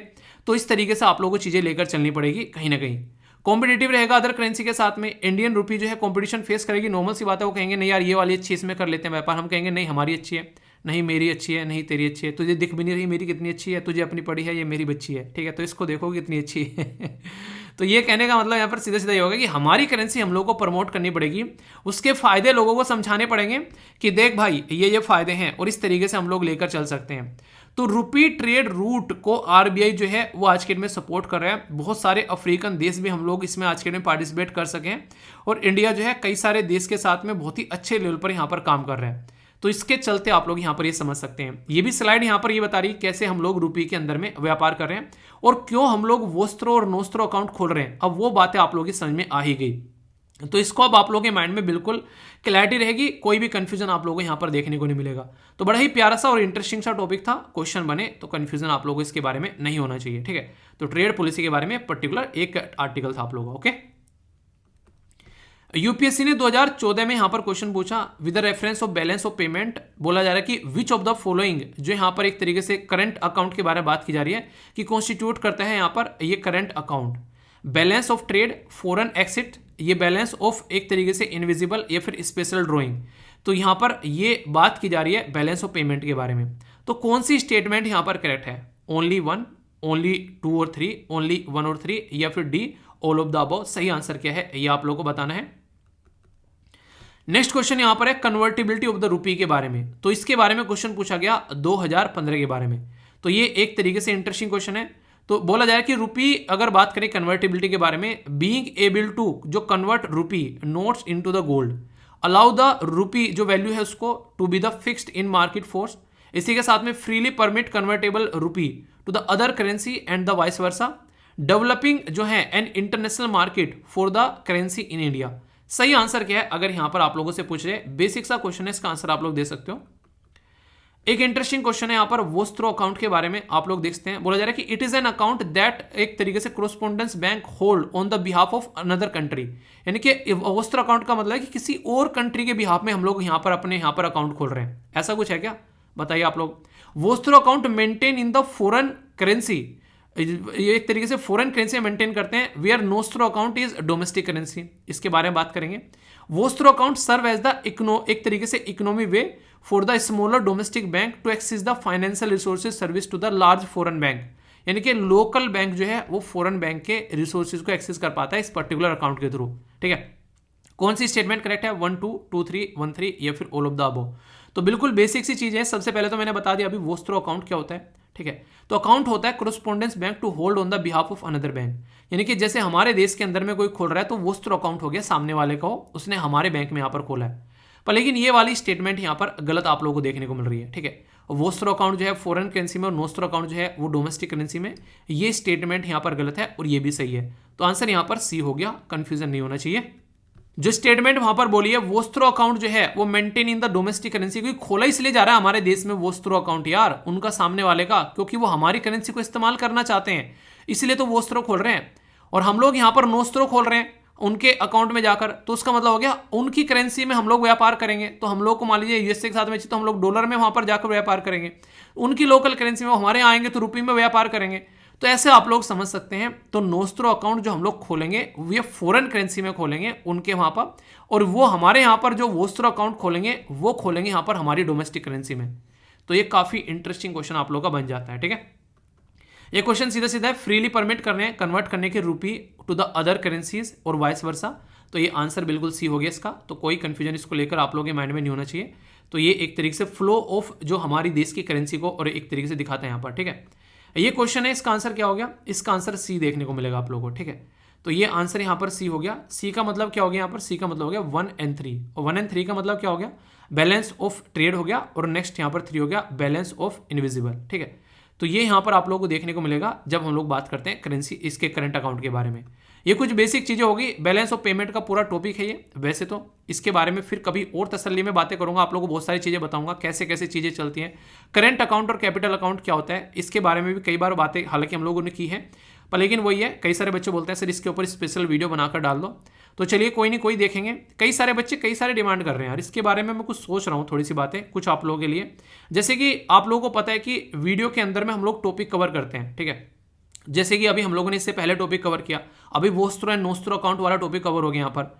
अब ये वीडियो के अंदर खत्म हो गया तो ये खत्म हो गया। कई सारे बच्चे बोलते हैं कि सर इसको अगर अलग से डाल दिया जाए तो कैसा रहेगा, ताकि कभी भी सर्च करें तो हम लोग इसको अंडरस्टैंड कर सकें, उसमें कोई कंफ्यूजन न रहे। इसमें आप लोगों की क्या राय है? ऐसा कुछ होना चाहिए, यस या फिर नो? तो बताइए, इसके बारे में कुछ सोचा जाएगा, किस तरीके से आप लोग चाहते हैं, इसके बारे में अपनी राय जरूर देना, ठीक है। तो ये एक बेसिक चीज़ें हैं जो कई सारे बच्चों की डिमांड आ रही है कि सर समझ में नहीं आता, एक बार देख लिया फिर उसके बाद में मिलता नहीं है कि कहाँ से क्या चीज़ें कवर करनी है। तो देखते हैं कुछ किया जा सकता है कि आप लोग अपनी राय जरूर दीजिएगा, ठीक है। एक टेक्निकल टर्म आप लोगों को यहाँ पर समझाऊंगा जिसको बोलते हैं ह्यू एंड क्राई नोटिस। अभी ह्यू एंड क्राई नोटिस काफ़ी ज़्यादा न्यूज़ में आ गया है, और ये इंग्लैंड के एडवर्ड जो फर्स्ट किंग थे यहाँ पर, फॉर्मर किंग, उनके द्वारा यहाँ पर ये इशू किया, उनके उसके टाइम पर यहाँ पर ये चीज़ें न्यूज़ में थी, इशू किया जाता था। इसका पूरा मतलब क्या है हम लोग समझेंगे। देश का बंटवारा करने वाला कोई पर्टिकुलर पर्सन जो कि बोल रहा था कि देश को बर्बाद कर दूंगा, ये कर दूंगा, वो कर दूंगा, आज की डेट में गलियों में छुपा छुपा घूम रहा है अपनी जान बचाने के नाम ने। नाम है यहाँ पर अमृतपाल। तो अमृतपाल जो है ये आज की डेट में अपनी इज्जत बचाते हुए सड़कों पर घूम रहे हैं जैसे तैसे कर कर। और अभी यहाँ पर union territory of Jammu and Kashmir के साथ द्वारा यहाँ पर ये अभी आप लोगों को देखने को मिलेगा ह्यू एंड क्राई नोटिस। ये ऐसा होता है जैसे कि यहाँ पर इस पर्टिकुलर जो आप लोगों को पर्सन के लिए यहाँ पर देखने को मिला, जो यहाँ पर इशू किया गया था। अभी सेम नोटिस यहाँ पर इशू कर दिया गया है पंजाब पुलिस के द्वारा, ह्यू एंड क्राई नोटिस। इसका मतलब क्या होता है आप लोग ये समझिए। यहाँ पर इसमें कई सारे नंबर आप लोगों को यहाँ पर दे रखे हैं, डीएसपी का नंबर दे रखा है, एसएचओ का नंबर दे रखा है, कंट्रोल रूम का नंबर दे रखा है। तो इसका मतलब क्या होता है इस पर्टिकुलर नोटिस का? तो देखो, देश तो टूटेगा नहीं भाई साहब, तुम कितनी भी जान लगा लेना, क्योंकि जो भी सिख हमारे जो बेसिकली भाई बहन है वो कभी भी इस तरीके की चीज़ों को सपोर्ट करते ही नहीं है। वो इंडिया को अपना देश मानते हैं और एक तरीके से है उनका देश, और वो इंटीग्रल पार्ट रहना है। सेम यहाँ पर मुस्लिम कम्युनिटी के ऊपर लगता है, जो भी हमारे देश के नागरिक हैं वो हमारे देश के नागरिक हैं, और वो अपने आप को पूर्णतः समर्पित करते हैं इसके लिए, और कुछ उनको लड़ना भी पड़े इस चीज़ को रोकने के लिए तो सामने निकल कर आते हैं। तो ये काफ़ी अप्रिशिएट करने वाली बात है, और हम लोगों को भी कहीं ना कहीं इन ऐसे लोगों की वजह से अपने बीच में डिफरेंस क्रिएट नहीं होने देना चाहिए। ये पढ़े लिखे लोगों की निशानी होती है कि इस तरीके की चीज़ों को हमेशा दबाना चाहिए, कभी भी बढ़ाना नहीं चाहिए, वरना ये बहुत ही नेगेटिव माहौल बेसिकली देश के अंदर में डालते हैं। हम लोग एक सेक्युलर कंट्री है यार। आप लोगों को मैंने प्रीएम्बल के लेक्चर में पढ़ाया था कि किस तरीके से सेक्युलरिज्म आज की डेट में देश के अंदर में आप लोगों को देखने को मिलता है। तो हम लोग धर्मनिरपेक्ष कंट्री हैं, हम लोग मिलकर रहते हैं एक साथ में, क्योंकि हमारा संविधान सर्वोपरि है, हमारा कॉन्स्टिट्यूशन सबसे ऊपर है। ह्यू एंड क्राई ये एक नोटिस है जो कि यहाँ पर पंजाब पुलिस के द्वारा इशू किया गया खालिस्तान के जो बेसिकली एक लीडर जो कि अपना आपको देश को बंटवारा करने के पीछे पड़े हुए थे, अमृतपाल। पहले मर्सिडीज में घूम रहे थे बैठे हुए, आज के डेट में रिक्शा पर घूम रहे हैं और छाता लेकर घूम रहे हैं जैसे तैसे अपनी इज्जत बचाते हुए। तो ये इस तरह का नोटिस ये लगभग काफी जमाने पहले यहाँ पर इंग्लैंड के अंदर में इशू किया था, अभी यहाँ पर इशू किया जा रहा है। इसका मतलब सीधा क्या होता है, अगर कोई इंसान भाग रहा है और वो पुलिस की पकड़ में नहीं आ रहा है तो ये कहीं ना कहीं जनता को भी एक तरीके से नोटिस में लाया जाता है कि भाई साहब ये इंसान कहीं पर भी दिखे तो आप लोगों को इन नंबर पर कॉल करना है, यानी कि आप लोगों को यहाँ पर हम लोगों को सपोर्ट प्रोवाइड करानी है उस इंसान को पकड़ने के लिए। तो ये एक तरीका जनता के लिए एक इंफॉर्मेशन या पैगाम आप लोग बोल सकते हैं कि इस थोपड़े का ऐसा दिखने वाला इंसान अगर कहीं भी दिखे तो ये चौकटा दिख जाए तो तुरंत इन नंबर पर कॉल करना कि ये थोपड़ा यहाँ पर घूम रहा है, ताकि देश के अंदर कोई भी नुकसान न पहुंचा सके। तो इसलिए यहाँ पर ऐसा कोई नोटिस जो है वो इशू किया जाता है। तो ये काफी इंपॉर्टेंट कॉन्सेप्ट आप लोगों से डायरेक्ट पूछा जा सकता है कि इसका मतलब क्या है, तो कम से कम एटलीस्ट सॉरी मतलब आप लोग याद रखिएगा। डायरेक्ट अगर पूछ लिया जाए और इसकी हिस्ट्री कहाँ से निकल कर आ रही है तो वो भी आप लोगों को थोड़ी यहाँ पर बता दी। तो काफ़ी पुरानी बात है जब यहाँ पर ये हिस्ट्री यहाँ से निकल कर आई कि इसको ऐसे इशू किया जाता था। तो ह्यू एंड क्राई नोटिस के बारे में अब आप लोग याद रखिएगा, ठीक है। अब कोई कंफ्यूजन नहीं होना चाहिए। ये जो टॉपिक है इसके पीछे मैं आप लोगों को एक कॉन्सेप्ट भी बताऊंगा। यहाँ पर बात की जा रही है एक पर्टिकुलर प्रोजेक्ट के बारे में जिसका नाम है पोलावरम प्रोजेक्ट। और पोलावरम प्रोजेक्ट आज से नहीं, जब आंध्र प्रदेश और तेलंगाना को अलग करने की बात की गई थी तब से दोस्तों ये न्यूज़ में आप लोगों को देखने को मिलेगा। सबसे पहले एक शब्द यहाँ पर लिखा हुआ है जिसको मैंने थोड़ा सा यहाँ पर एक तरीके से हाईलाइट किया है, multipurpose project, multipurpose irrigation project. जब शब्द हम लोग यूज़ करते हैं ना कि ये मल्टीपर्पज प्रोजेक्ट है तो इसका मतलब क्या होता है, आप लोग खुद देखो। जब मैं बोलूँ कि आप लोग ये जो वीडियो है ये मल्टीपर्पज वीडियो है, करंट अफेयर आप लोग कवर कर रही है, आप लोगों को अवेयर कर रही है, आप लोगों को जब चीज़ों का पता होता है तो आप लोगों के अंदर कॉन्फिडेंस आता है, एग्जाम क्लियर होता है, टाइम पर उठ पा रहे हैं आप लोग, शेड्यूल आप लोग बना पा रहे हैं, तो बहुत सारी चीज़ों में आप लोगों का फायदा पहुंचा रही है। तो मल्टीपर्पज वीडियो हो गई है। ऐसे यहाँ पर क्या हो गया, इरिगेशन सिंचाई में फायदा पहुंचा रहा है, बिजली बनाने में फायदा पहुंचा रहा है, वाटर सप्लाई हो पा रही है, लोगों को पीने का पानी मिल पा रहा है, इंडस्ट्री में पानी पहुंच पा रहा है, फ्लड यानी कि बाढ़ अगर कल को आए तो यहाँ पर ये बांध में बेसिकली उसको कंट्रोल कर लेते हैं। तो ये उस पर्टिकुलर पर्पज के लिए भी यहाँ पर इसका इस्तेमाल होता हुआ आप लोगों को नजर आ रहा है। नेविगेशन यानी कि कई बार यहाँ पर जो बांध है उनका इस्तेमाल किया जाता है कि नेविगेशन यानी कि आप लोगों को पानी को एक तरीके से पानी के अंदर में जो जहाज चलाए जाते हैं सामान को एक जगह से दूसरी जगह पर ले जाने के लिए, मछली पालन के लिए भी कई बार इसका इस्तेमाल होता हुआ नजर आता है। तो इसीलिए इनको मल्टीपर्पज प्रोजेक्ट हम लोग बोल देते हैं। सिंचाई से लेके इंडस्ट्री से लेके पीने से लेके सब तरह का यहाँ पर इस्तेमाल होता हुआ नजर आता है। तो वही कहते हैं कि एक पंथ दो काज, तो यहाँ पर एक पंथ से कई सारे काज यानी कि बहुत सारे काम एक साथ हो जाते हैं। तो ministry of state for the statistics and programme implementation के द्वारा यहाँ पर बताया गया कि पोलावरम इरिगेशन प्रोजेक्ट आंध्र प्रदेश के अंदर में उसकी कॉस्ट 45,000 करोड़ के करीब यहाँ पर बोली जा रही है, 45,397 करोड़, ठीक है। इंपॉर्टेंट चीज ये पूछेंगे क्या, देखो इसके तो चांस बहुत कम है, बैंकिंग वगैरह में ऐसा डेटा पूछ लेते हैं, पर लेकिन अगर नॉर्मली यूपीएससी में क्वेश्चन पूछेंगे तो वो आप लोगों से डायरेक्ट पूछेंगे किस पर्टिकुलर रिवर के ऊपर है ये प्रोजेक्ट। तो ये गोदावरी रिवर के ऊपर है, इलूरू डिस्ट्रिक्ट और ईस्ट गोदावरी डिस्ट्रिक्ट जो आंध्र प्रदेश के हैं वहां पर ये प्रोजेक्ट नजर आएगा। और ये इसलिए भी इंपॉर्टेंट है क्योंकि इसको नेशनल प्रोजेक्ट का दर्जा दे दिया गया है, यानी कि स्टेट के अंदर में रहती तो चीज सही है। अब ये किसी भी गेम एग्जाम में पूछा सकता है क्योंकि नेशनल लेवल की चीजें यहां पर हो गई हैं। 960 megawatt hydro drinking water supply यहां पर बात की जा रही है, लगभग 28 लाख लोगों को, 611 गांव के लोगों को यहां पर ये प्रोवाइड कराएगा। गोदावरी कृष्णा जो लिंक है उसके तहत यहाँ पर ये प्रोजेक्ट जो है हेल्प करेगा। इसी के साथ में यहाँ पर गोदावरी कृष्णा में आप लोग याद रखेगा 80 टीएमसी जो सरप्लस पानी है जो यहाँ पर गोदावरी रिवर का वो कृष्णा रिवर में यहाँ पर सेंड किया जाता है, जिसकी वजह से आंध्र प्रदेश, कर्नाटका और महाराष्ट्र के लोगों को बहुत ज़्यादा फायदा पहुंचता है।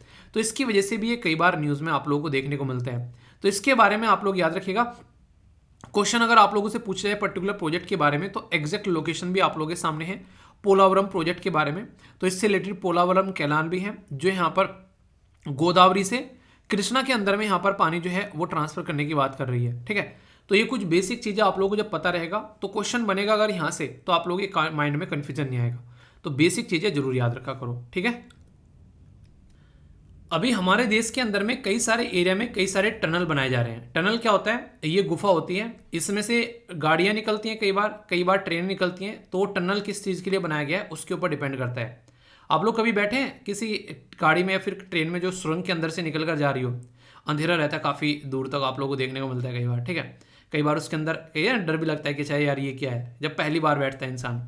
तो ये काफ़ी इंपॉर्टेंट एक तरीके से एक हमारा इंफ्रास्ट्रक्चर का पार्ट होता है जब हम लोग कनेक्टिविटी बनाने के बारे में बात करते हैं और उन एरिया में कनेक्टिविटी बनाने के बारे में बात करते हैं जो एरिया ऑलरेडी किसी न किसी रीजन की वजह से, मौसम की वजह से कट जाते हैं। जैसे मैं आप लोगों को बात करूं, इस चीज़ को आप लोग समझ भी पाओगे। जम्मू एंड कश्मीर एक ऐसा एरिया है हमारे देश का जहां पर काफ़ी लार्ज स्केल पर बर्फबारी आप लोगों को देखने को मिलती है। तो जब जब बर्फबारी होती है तब तब हमारे देश का वो एरिया जो है मेन एरिया से कट हो जाता है। तो जरूरी है उसको कनेक्ट करने के लिए तो इस तरीके के टनल बनाए जाते हैं। एक ऐसा ही टनल है जो कि आप लोगों के सामने है, इसके बारे में हम लोग बात करेंगे। कंफ्यूजन नहीं होगा अगर थोड़ा समझोगे तो इसको जेड मोर टनल के नाम से जाना जाता है, ठीक है। तो जेड मोर टनल का नाम याद रखिएगा और बात करेंगे जम्मू एंड कश्मीर वाले एरिया के बारे में। जो मैप में आप लोग यहाँ पर देख पा रहे हैं तो ये है यहाँ पर जेड मोर टनल, ठीक है। तो इसके बारे में यहाँ पर बात की जा रही है। ये काफ़ी शानदार तरीके से कनेक्टिविटी प्रोवाइड कराएगा जम्मू एंड कश्मीर वाले रीजन में, क्योंकि ये कई बार एरिया जो है वो कट जाया करता था। अभी जो मैं आप लोगों से बात कर रहा हूँ यहाँ पर, ये इसके बारे में इंफॉर्मेशन दी गई है ministry of road transport and highway के द्वारा कि हम लोग ऐसा कुछ करने जा रहे हैं कि ये जो टनल है यहाँ पर इसको इनोग्रेट किया जा रहा है जल्दी। अंडर कंस्ट्रक्शन 2 लेन का टनल यहाँ पर ये जो पर्टिकुलर टनल है ये जो कनेक्ट कर रहा है यहाँ पर, तो एक तरीके से गगनगिर वाला एरिया है और इसी के साथ में सोनामार्ग देखने को मिलेगा जो श्रीनगर लेह हाईवे जम्मू एंड कश्मीर पर आप लोगों को देखने को मिलता है। तो उसकी कनेक्टिविटी बनाने की बात की जा रही है। तो यहाँ पर जो इस टनल के अंदर में लगभग फ्लो कर सकते हैं 1000 व्हीकल 1 आवर के अंदर में और 80 की स्पीड से यहाँ से निकल सकते हैं। तो ये काफ़ी एक अच्छा टनल यहाँ पर बनाया जा रहा है। तो आने वाले टाइम में बहुत फायदा यहाँ पर देखने को मिलेगा। 80 किलोमीटर पर आवर की स्पीड से यहाँ पर चल सकते हैं। इसी के साथ में ये जेड मोर टनल जो है इंश्योर करेगा जब यहाँ पर कई बार क्या होता था सप्लाई कट हो जाती थी, ठीक है। तो यहाँ पर सोनमार्ग टाउन जम्मू एंड कश्मीर के अंदर में तो इसको ऑल वेदर कनेक्टिविटी प्रोवाइड कराएगा, यानी कि ज़्यादा गर्मी सर्दी बर्फ बाढ़ कुछ भी आ जाए यहाँ से आसानी से निकला जा सकता है। अब स्पेशल है ये काफ़ी ज़्यादा क्योंकि स्ट्रेटेजिक इंपॉर्टेंस भी है। लगभग 14.15 जो किलोमीटर जोजिला जो टनल है वो आप लोगों को इसमें देखने को मिल रहा है। एम है इन्हेंस करने के लिए मिलिट्री कैपेबिलिटी इस पर्टिकुलर एरिया में हम लोग पहुंचाए। एलओसी वाले एरिया में और एलएसीए वाले एरिया में हमारी कनेक्टिविटी बनी रहे। कई बार इसका फायदा भी उठाकर पाकिस्तान की साइड से बदतमीजी हरकतें देखने को मिलती हैं। तो अगर हम लोग कनेक्टिविटी बना पाएंगे, ऐसे कोई टनल बना पाएंगे तो अपनी आर्मी को भी फटाफट उस एरिया में हम लोग उतार पाएंगे और अपने एरिया को हम लोग सिक्योर कर पाएंगे। तो ये टनल आम जनता के लिए तो फायदेमंद होते ही होते हैं। ये खासकर अगर बात करें हमारी आर्मी और सिक्योरिटी देश के लिए भी काफ़ी ज़्यादा इंपॉर्टेंस अपनी रखते हैं। पहाड़ को काटकर ये टनल बनाए जाते हैं ताकि आसानी से उसके अंदर आया जा सके। और कई बार यहाँ पर आप लोगों को देखने को मिलता है ऑल्टरनेटिव टनल साइड में बना दिया जाता है ताकि कुछ दिक्कत होने लगे तो निकलकर बाहर भी यहाँ से आ जा सके। तो पैरेलल एस्केप टनल भी यहाँ पर आप लोगों को कई बार देखने को मिलता है ताकि दिक्कतें न लगे, कल को अगर कोई ऐसा कोई प्रॉब्लम बन जाए तो यहाँ से निकल कर आ सके, ठीक है। तो इसके चलते आप लोग यहाँ पर समझ सकते हैं। तो टेरल ये बेसिकली पर्पज ये कि ऑल वेदर कनेक्टिविटी यहाँ पर बनी रहे, ठीक है। तो बेसिक सी चीज़ है, कन्फ्यूजन नहीं होना चाहिए कहाँ पर है, किस लिए बनाया जा रहा है, क्यों बनाया जा रहा है, किस एरिया में। तो ये कई बार क्वेश्चन आप लोगों से पूछे जाते हैं, ठीक है। बेसिक क्वेश्चन था दोस्तों। ये जो टॉपिक है आप लोग इन्वायरमेंट के साथ में कनेक्ट कर सकते हैं। और आप में से कौन इतने एसएलई फैमिली मेंबर हैं जो कभी यहाँ पर संजय गांधी नेशनल पार्क में विजिट किए हैं? बताइए, कोई गया है यहाँ पर? अगर नहीं गया है तो कभी जाओ घूमने, तो घूमकर जरूर आना। ये अभी बहुत ज़्यादा न्यूज़ में आ गया है। रीज़न क्या है, अभी यहाँ पर 4 जो टाइगर कब हैं इनके जो बच्चे हैं उनको अभी जन्म दिया गया है। ये बात की जा रही है संजय गांधी नेशनल पार्क जो कि मुंबई के अंदर में है। और क्यों ये न्यूज़ में आ गया है, ऐसा 13 साल बाद हुआ है, ऐसा पहली बार हुआ है 13-14 सालों में, ठीक है। टाइगर के बच्चे मिले हैं हमको अपने नेशनल पार्क में, तो ये काफ़ी बड़ी बात है। अभी यहाँ पर अकेले इस पर्टिकुलर एरिया में संख्या बढ़कर इनकी 10 हो गई है। तो संजय गांधी नेशनल पार्क जो है, देखो हम लोग इतना ज़्यादा इनको क्यों सीरियसली लेते हैं कि अच्छा ठीक है टाइगर के बच्चे हो गए तो कौन सी बड़ी बात होगी। बड़ी बात ये होगी जब कोई चीज़ क्रिटिकल कंडीशन में हो ना और उसको रिवाइव करने की बात आए, उसके लिए अलग से प्रोजेक्ट चलाए, तो ये अपने ही आप में बड़ी बात हो जाती है। इसकी वजह से यहाँ पर वो एरिया भी न्यूज़ में आ जाता है, ठीक है। तो ये इसको जिसको आज के दिन में आप लोग संजय गांधी नेशनल पार्क के नाम से आप लोग जानते हो, ये इसका ओरिजिनल नाम नहीं था। इसको पहले यहाँ पर बोरीवली नेशनल पार्क के नाम से आप लोग जाना करते थे। बोरीवली नेशनल पार्क का नाम चेंज करके संजय गांधी नेशनल पार्क कर दिए यहाँ पर, ये आप लोग याद रखिएगा। अब जब ये न्यूज़ में आ ही गया है तो इसके बारे में कुछ बेसिक चीज़ें मैं आप लोगों को बताता हूँ। लगभग 2400 साल पुरानी जो कन्हेरी केव है वो आप लोगों को यहीं पर देखने को मिलेगी। कन्हेरी केव के बारे में आप लोग याद रखिएगा, वो रॉक कट स्टाइल में म्यूनामेंट वहाँ पर बने हुए हैं, यानी कि एक तरीके से पत्थरों को काट कर उनको यहाँ पर बनाया गया है। ये आप लोग समझ सकते हैं, जो इस पर्टिकुलर एरिया में देखने को मिलते हैं। और जो वर्ड है ना कन्हेरी, कई बार आप लोग जैसे यहाँ पर मैंने कन्हेरी बोल दिया, तो ये बेसिकली जो कनगरी इन द प्रकृत लैंग्वेज में आप लोगों को देखने को मिलेगा। ये बात की जा रही है सतवाहना रूलर के टाइम पर, ठीक है। तो उसके साथ में आप लोग कनेक्ट करके देख सकते हैं, क्योंकि उनकी इंस्क्रिप्शन में भी ये चीज़ें लिखी हुई हैं। कई बार हिस्ट्री क्वेश्चन बन जाते हैं कि ये इंस्क्रिप्शन किससे रिलेटेड है, ठीक है। आप लोगों ने इसके बारे में पढ़ा होगा। और ये बुद्धिस्ट स्कल्पचर से रिलेटेड चीज़ें आप लोगों को यहाँ पर देखने को मिलती हैं। और इवन हमारे ही देश के अंदर में नहीं, फाहियान जो विजिट किए थे इंडिया के अंदर में, ये लगभग 399 से लेके 411 सी के अंदर में, उन्होंने भी यहाँ पर इसके बारे में मेंशन किया है, इसके रेफरेंस दिए हैं। तो इसलिए यहाँ पर उस चीज़ों की इंपॉर्टेंस बढ़ जाती है। तो कोई भी टॉपिक कितना इंपॉर्टेंट है उसकी बैकग्राउंड नॉलेज के बारे में पता चलने के बाद पता चलता है जब वहाँ से क्वेश्चन बनते हैं। तो ये बेसिक सी चीज़ें जब माइंड में क्लियर रहेंगी तो आप लोग अच्छी सी चीज़ों को कवर कर पाओगे, ठीक है। तो कोई कन्फ्यूजन इसको लेकर नहीं होना चाहिए, ओके। दोस्तों, पाकिस्तान के हाथ में कटोरा है काफ़ी लंबे समय से, ये तो आप सबको पता है। पर लेकिन उस कटोरे में पैसा डालने के लिए IMF यानी कि इंटरनेशनल मॉनेटरी फंड कई सारी कंडीशन टाइम टू टाइम लगाता हुआ नजर आ रहा है, ताकि पता चले पैसा तो दे दिया, पैसा डूब गया तो यहाँ पर उसको झेलेगा कौन। तो पाकिस्तान को सिचुएशन देखो, कई बार ऐसा होता है, मान लीजिए आप लोग किसी को पैसा दे रहे हैं कि उसकी ज़िंदगी सुधर जाए, पर लेकिन ज़िंदगी नहीं सुधरी, वो और ज़्यादा बर्बाद हो गया उस पैसे को इस्तेमाल कर। तो ये आप लोगों की रेस्पॉन्सिबिलिटी है कि पैसे उसे उस कंडीशन पे दे ताकि वो सुधरे ही सुधरे। तो IMF यहाँ पर ऐसा कुछ काम करता है। पाकिस्तान का बेसिकली लोन दिया गया उसको रिवाइव करने के लिए, ताकि वो क्राइसिस में से बाहर निकले। पाकिस्तान की खस्ता हालत हो रखी है फिलहाल के टाइम पर, तो उसको कुछ कंडीशन भी यहाँ पर रखनी पड़ रही है, जैसे कि फ्यूल प्राइस को बढ़ाया आप लोग, यहाँ पर टैक्स का जो रेट है वो आप लोग को बढ़ाना पड़ेगा IMF की जो लोन की डिमांड को अनलॉक करने के लिए। तो इसलिए कहते हैं कि सामने वाले से अगर उधारी ले लो ना तो वो आपके सर पे भी नाचेगा। तो पाकिस्तान के हाल में आज की डेट में यही हालत हो रखी है, ठीक है। गवर्नमेंट के द्वारा यहाँ पर इंक्रीज की जा रही है, क्या ये है MG नरेगा की वेजेस, यानी कि Mahatma Gandhi National Rural Employment Guarantee Scheme. ये एक ऐसी स्कीम है दुनिया की जो पहली स्कीम है जिसने राइट टू वर्क दिया लोगों को, यानी कि जाओ जी लो अपनी जिंदगी। MG नरेगा के बारे में मैंने आप लोगों को पढ़ाया था।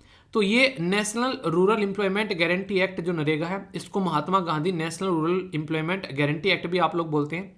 तो इंडियन जो यहाँ पर लेबर लॉज और सोशल सिक्योरिटी के बारे में जब हम लोग बातें करते हैं तो राइट टू वर्क यहाँ पर यही प्रोवाइड कराता है। इसलिए आप लोग देखिएगा जैसे इंडस्ट्रियलाइजेशन लेबर लॉज के बारे में जब बात करते हैं टॉपिक के बारे में, तो वहाँ पर ये काफ़ी अच्छे से बेसिकली बताया भी जाता है कि कहीं ना कहीं हम लोग किस तरीके से यहाँ पर जो सोशल सिक्योरिटी के बारे में बात करते हैं, ठीक है। तो वो आप लोग यहाँ पर समझ सकते हैं, यानी कि कहीं ना कहीं लेबर लॉज की बात की जाती है। तो यहाँ पर ये आप लोगों के सामने नजर आता है कि राइट टू वर्क इसके थ्रू आर्टिकल 41 जो DPSP का देखने को मिलता है पार्ट 4 में, और आर्टिकल 21 ये यहाँ पर आप लोगों को देखने को मिलेगा पार्ट 3 के अंदर में। तो राइट टू वर्क तब आप लोगों को जॉब मिल जाती है तो आप लोग की इज्जत बढ़ जाती है इमीडिएटली। तो उससे क्या मतलब है, उससे मतलब है कि एक डिग्निफाइड लाइफ आप लोग जी पाते हो, राइट टू वर्क आप लोगों का हो गया। तो इसकी वजह से काफ़ी इंपॉर्टेंट यहाँ पर बन जाता है। PV Narasimha Rao ji first time इसको प्रपोज किए थे 1991 में, और ये ग्राम पंचायत के थ्रू इंप्लीमेंट किया था। तो ग्राउंड लेवल पर जो ग्राम पंचायत है उनको भी सशक्त करता हुआ नजर आता है, इसलिए कानून बहुत इंपॉर्टेंट है। कौन सा आर्टिकल है संविधान के अंदर में जो ग्राम पंचायत के बारे में बात करता है, ये आप लोग को बताना है, ठीक है। बड़ा ही बेसिक सा क्वेश्चन है, इसके बारे में पता ही होगा, ठीक है। एक काफी अच्छा कारनामा किया गया हमारे देश के अंदर में नेशनल डेयरी रिसर्च इंस्टीट्यूट यानी कि NDRI करनाल के द्वारा, जो कि हरियाणा के अंदर में है। इसके द्वारा फर्स्ट क्लोन फीमेल जो काफ है वो यहाँ पर बनाया गया, देसी ब्रीड जो कि यहाँ पर गिर, जिसका नाम रखा गया गंगा, यानी कि गंगा जो हमारी देसी लोकल प्रजाति है गाय की, उनसे यहाँ पर इनके द्वारा बेसिकली गिर जो बेसिक प्रजाति है उससे यहाँ पर बनाया गया ये बच्चा, यहाँ पर आर्टिफिशियल जो चीज़ों से इस्तेमाल करके एक तरीके से बोल सकते हैं आप लोग यहाँ पर। और इसको अभी यहाँ पर क्या बोला गया है, ये गिर बोला गया, इसका नाम गंगा रखा गया है, ठीक है। तो ये क्या है, नेशनल डेयरी रिसर्च इंस्टीट्यूट कहाँ पर है, करनाल हरियाणा के अंदर में है। तो बेसिक पर्पज क्या है, गिर और साहिवाल जो हमारे देश की गाय की प्रजाति है वो मिल्क प्रोडक्शन में काफ़ी अच्छी हैं, तो उनको फिर से हम लोग रिवाइव कर रहे हैं ताकि उनकी संख्या जो है वो ज़्यादा से ज़्यादा बढ़े। तो इसके चलते यहाँ पर क्लोनिंग का मेथड यूज़ किया है। नेचुरली भी आप लोगों ने देखा होगा क्लोन कई बार जुड़वा हो जाते हैं, पर लेकिन यहाँ पर क्लोन जो है वो आर्टिफिशियल के थ्रू यहाँ पर जैसे बायोटेक्नोलॉजी का इस्तेमाल करके, इसे कई तरीके होते हैं, मोलिकुलर क्लोनिंग, सेलुलर क्लोनिंग और यहाँ पर ऑर्गेनिज्म क्लोनिंग। तो ये तो खैर टेक्निकल हो गया थोड़ा सा, पर फिर भी बेसिक सी चीज़ें आप लोगों को दे दिया ताकि कन्फ्यूजन ना रहे। पर एटलीस्ट जो याद रखना इंपॉर्टेंट वो क्या है कि किस इंस्टीट्यूट के द्वारा ये काम किया गया है, किस पर्टिकुलर जो हमारे देश की लोकल ब्रीड है उसको इंप्रूव करने की बात की जा रही है, गिर और साहिवाल। इसका नाम क्या रखा गया है, इसका नाम गंगा रखा गया है। तो बेसिक सा क्वेश्चन आप लोगों का यहाँ पर बन जाएगा, तो आप लोगों को इसको ध्यान रखना है, ठीक है। डायरेक्ट क्वेश्चन यहाँ से बन जाया करते हैं। डिफेंस के बारे में यहाँ पर ये न्यूज़ है, बात की जा रही है आईएनएस, जिसका नाम है यहाँ पर सुमेधा। आईएनएस सुमेधा अभी यहाँ पर मेडिटेरेनियन सी के अंदर में पहुंचा हुआ है, तो इसकी वजह से यहाँ पर ये न्यूज़ में आ गया है। आईएनएस सुमेधा जो है इंडियन जो नेवल ऑफशोर पेट्रोल एक विसल आप लोगों को देखने को मिलेगा, यानी कि हमारे देश का एक जहाज आप लोग बोल सकते हैं मोटे मोटे तौर पर, जो कि यहाँ पर पार्ट है किसका, इंडियन नेवी ईस्टर्न फ्लीट, जो कि विशाखापट्टनम के अंदर में है। इसी के साथ में यहाँ पर फ्लैग ऑफिसर कमांडिंग, जो चीफ ईस्टर्न नेवल कमांड है वो इसको कंट्रोल करते हैं। नेवल ऑफशोर पेट्रोल विसल जो आप लोगों को यहाँ पर देखने को मिल रहा है, ये इंडिजिनस है, यानी कि हमारे द्वारा बनाया गया प्रोडक्ट है। गोवा शिपयार्ड लिमिटेड के द्वारा यहाँ पर ये इसको बनाया गया है, ठीक है। प्राइमरी रोल यही है कि कैसे यहाँ पर स्पेशल इकोनॉमिक जोन में सर्विलेंस करें, एंटी पायरेसी को रोके, ठीक है, सपोर्ट प्रोवाइड कराएं यहाँ पर, और सिक्योरिटी भी यहाँ पर प्रोवाइड कराएं। तो ये अभी न्यूज़ में है, तो इसकी वजह से याद रखेगा, ये जरूर याद रखना कि इंडियन नेवल स्टल कमांड कहाँ पर है, विशाखापट्टनम के अंदर में है। कौन कौन सी नेवी की कमांड है और कहाँ कहाँ पर है, ये थोड़ा सा जाकर आप लोग देख लेना, अगर एनडीए सीडीएस की तैयारी कर रहे हो खासकर, तो इस तरह के क्वेश्चन आप लोगों से बड़ी फ्रिक्वेंटली पूछे जाते हैं, ठीक है। बेसिक है पर इंपॉर्टेंट है, ओके। दोस्तों बहुत ही इंटरेस्टिंग और डिफरेंट सी न्यूज़ है, जिसको सुनकर आप लोगों को थोड़ा सा इंटरेस्ट जगेगा। अभी कैग यानी कि controller and auditor general of India, ये हमारे देश में एक संवैधानिक यानी कि कॉन्स्टिट्यूशनल बॉडी है, उसने अभी एक रिपोर्ट सबमिट की, कहाँ पर, ये गुजरात की असेंबली के लिए। और वहाँ पर इसने बोला कि मैंग्रोव्स फॉरेस्ट यानी कि जो दलदली जंगल होते हैं, और इसी के साथ में यहाँ पर खनहरी, ये एक ब्रीड है कैमल की, जो कि आप लोगों को यहाँ पर देखने को मिलेगी, इन दोनों को प्रोटेक्ट करना है। तो यानी कि यहाँ पर जो बोला गया है, ये बेसिकली नस्ल का नाम आप लोग याद रखेगा, आप लोगों से कई बार पूछा जाता है, खरहई बेसिकली इसको वैसे आप लोग बोल सकते हैं जैसे हिंदी में, ठीक है, पर लेकिन जो शब्द है वो आप लोग जरूर याद रखिएगा, खरहई, ठीक है, खनहरी नहीं खरहई, ठीक है, KHARI, जैसे खरई जैसे गाधला पानी बोलते हैं उस तरीके से खारा पानी बोलते हैं, उसके साथ में आप लोग कनेक्ट कर सकते हैं। मैंग्रोव्स जो है जंगल दलदली है यहाँ पर, तो खरहई कैमल जो है ये एक रेयर ब्रीड है, इसीलिए इसको IUCN यानी कि international union for conservation of nature में इंडेंजर्ड की कैटेगरी में रखा गया है। तो इसी ब्रीड को प्रोटेक्शन प्रोवाइड कराने की बात की जा रही है। तो सबसे पहली बात क्या है, खरहई कैमल जो है मोस्टली फीड होते हैं मैंग्रोव्स फॉरेस्ट पर, तो यानी कि ये जंगल भी बचाने हैं और ये भी बचाना है, तो दोनों को पैरेलल में लेकर आप लोगों को चलना पड़ेगा, पॉइंट नंबर 1। इसी के साथ में यहाँ पर कहाँ पर पाए जाते हैं, कच्छ रीजन में पाए जाते हैं, गुजरात के अंदर में, तो ये काफ़ी इंपॉर्टेंट है। खारा जो मीनिंग है सालिन यानी कि खारा पानी, जैसे मैंने बताया। और सबसे इंटरेस्टिंग चीज़ जो आप लोगों को देखने को मिलेगी इन ऊँट के बारे में, वो है ये, इनको तैरने वाला ऊँट भी आप लोग बोल सकते हैं, ये स्विम कर पाते हैं, तो इनकी ये स्पेशलिटी है, इनको स्विमिंग कैमल के नाम से भी जानते हैं, ठीक है। तो ये काफ़ी इंटरेस्टिंग है यहाँ पर। तो ये एक तरीके से आप लोगों से क्वेश्चन पूछा सकते हैं कि स्विमिंग जो कैमल है उनको IUCN में कौन सी लिस्ट में रखा गया है और कहाँ पर ये पाए जाते हैं, कहाँ से अपना फीड करते हैं, और इसका मतलब क्या है, रीजन गुजरात के अंदर से आप लोगों को यहाँ पर ये देखने को मिल रहा है। तो बड़ा ही बेसिक सा इंपॉर्टेंट क्वेश्चन अगर कोई आप लोगों से पूछे तो इसके बारे में आप लोगों को याद रखना है, इसको लेकर कोई भी कन्फ्यूजन आप लोगों के माइंड में नहीं होना चाहिए। अगर कोई भी कन्फ्यूजन होगा तो उसको दूर कर आप लोगों को आगे बढ़ना है, ठीक है। तो ये कुछ ऐसी पिक्चर्स हैं जो मुझे लगा कि आप लोगों के साथ में शेयर करनी चाहिए, और ये इंटरेस्टिंग थी, कैसी लगी जरूर बताना, ठीक है। दोस्तों एक स्कीम के बारे में आप लोगों से बात करूंगा, जैसे कि आप लोगों को पता है कि रेगुलर वे में आप लोगों को एक स्कीम भी देखने को मिल जाती है, तो ये आप लोगों के लिए काफ़ी इंपॉर्टेंट है। तो national initiative for promoting up skilling of निर्माण वर्कर, तो यहाँ पर ये निपुण का नाम है इसका, ये बेसिकली एक तरीका जो प्रोग्राम है जो कि आप लोग समझ सकते हैं, स्किलिंग के बारे में बात की जा रही है। तो कहीं ना कहीं आप लोग बोल सकते हैं कि ट्रेनिंग प्रोग्राम है यहाँ पर, जो कि यहाँ पर अभी आप लोगों को देखने को मिल रही है, ठीक है। तो यहाँ पर इसके अंदर में जो सेंट्रल विस्टा प्रोजेक्ट चलाया गया, तो उनके जो वर्कर हैं उसके लिए भी सपोर्ट प्रोवाइड कराने की बात की गई, क्योंकि ministry of housing and urban affair की जो स्कीम है यहाँ पर, ये इसके तहत यहाँ पर दीनदयाल उपाध्याय अंत्योदय योजना और नेशनल लाइवलीहुड जो मिशन है यहाँ पर, जिसको हम लोग डे और NULM के नाम से जानते हैं। ऑब्जेक्टिव ये है कि ट्रेनिंग प्रोवाइड कराया जाए 1 लाख कंस्ट्रक्शन वर्कर की, ताकि उनकी स्किल में डेवलपमेंट कर सके और उनको नई अपॉर्चुनिटी दे सके अपने देश में भी, और कभी बाहर भी उनको भेजना है तो स्किल रहेगी तो हम लोग उनको बाहर भी भेज पाएंगे। नेशनल स्किल डेवलपमेंट कॉर्पोरेशन एक नोडल एजेंसी है जो कि ministry of skill development and entrepreneurship के अंडर में आती है, गवर्नमेंट ऑफ इंडिया, और इंप्लीमेंट करेगा पार्टनरशिप विद द निपिन प्रोजेक्ट यहाँ पर, ताकि स्किल को डेवलप किया जा सके। तो यहाँ पर ये नेशनल स्किल क्वालिफिकेशन फ्रेमवर्क के थ्रू यहाँ पर काम किया जा रहा है। कौशल बीमा, इसके तहत यहाँ पर एक तरीके से इंश्योरेंस भी प्रोवाइड कराया जा रहा है, जो कि 2 लाख तक का, तो एक सपोर्ट है यहाँ पर इसके तहत। ये तो बेसिक से एक स्कीम के बारे में आप लोगों के सामने यहाँ पर चीज़ें हैं। कल को क्वेश्चन पूछा जाए कि किसकी स्कीम है, क्या कौन मिलकर यहाँ पर काम कर रहा है, कितने वर्कर को टारगेट रखा गया है, तो ये सारी की सारी चीज़ें इस अकेले स्लाइड में देखने को मिल जाएगी। कौन सी मिनिस्ट्री का काम है? Ministry of housing and urban affair, ठीक है। तो ये कुछ ऐसी चीज़ें कंस्ट्रक्शन वर्कर के लिए यहाँ पर सपोर्ट प्रोवाइड कराने की बात की जा रही है। तो कन्फ्यूज आना कतई नहीं है, अगर कन्फ्यूज आओगे तो फिर दिक्कत में आ जाओगे, ठीक है।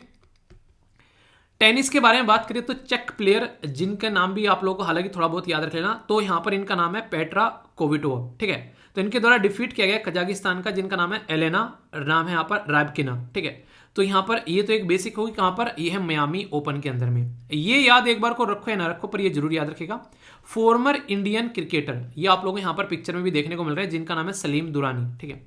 भाई साहब देश के पहले पर्सनैलिटी हैं जिनको अर्जुन अवार्ड से नवाजा गया था, ये हमारे बीच में अभी नहीं रहे, ठीक है। फर्स्ट क्रिकेटर जो यहाँ पर जिनके द्वारा यहाँ पर ये अवार्ड मिला था, देश के पहले क्रिकेटर थे, तो अभी ये हमारे बीच में नहीं रहे। तो इंपॉर्टेंट पर्सनैलिटी में भी आप लोगों से यहाँ से क्वेश्चन पूछा सकता है, तो कंफ्यूजन नहीं रखना है, ठीक है। बेसिक है पर इंपॉर्टेंट है, ओके। आगे चलते हैं। अब आप लोगों के सामने है कौन बनेगा छोटू करोड़पति, तो काफी इंपॉर्टेंट है यहाँ पर। क्यूएस जो यहाँ पर वर्ल्ड यूनिवर्सिटी रैंकिंग है, उसमें यहाँ पर अगर बात करें कौन सी कंट्री है एशिया में जिसने यहाँ पर टॉप किया, ऐसा बोल सकते हैं। China, India, Indonesia, Japan. सही आंसर क्या है ये आप लोग को बताना है। नेक्स्ट बात करें first G20 trade and investment जो वर्किंग ग्रुप है, मीटिंग उसकी होस्ट की गई कौन से देश के द्वारा? दिल्ली, चेन्नई, मुंबई, बेंगलुरु। सही आंसर आप लोग को बताना है। यूनियन मिनिस्ट्री के द्वारा स्पॉन्सर किया गया यहाँ पर बेसिकली स्वामी फंड, ठीक है।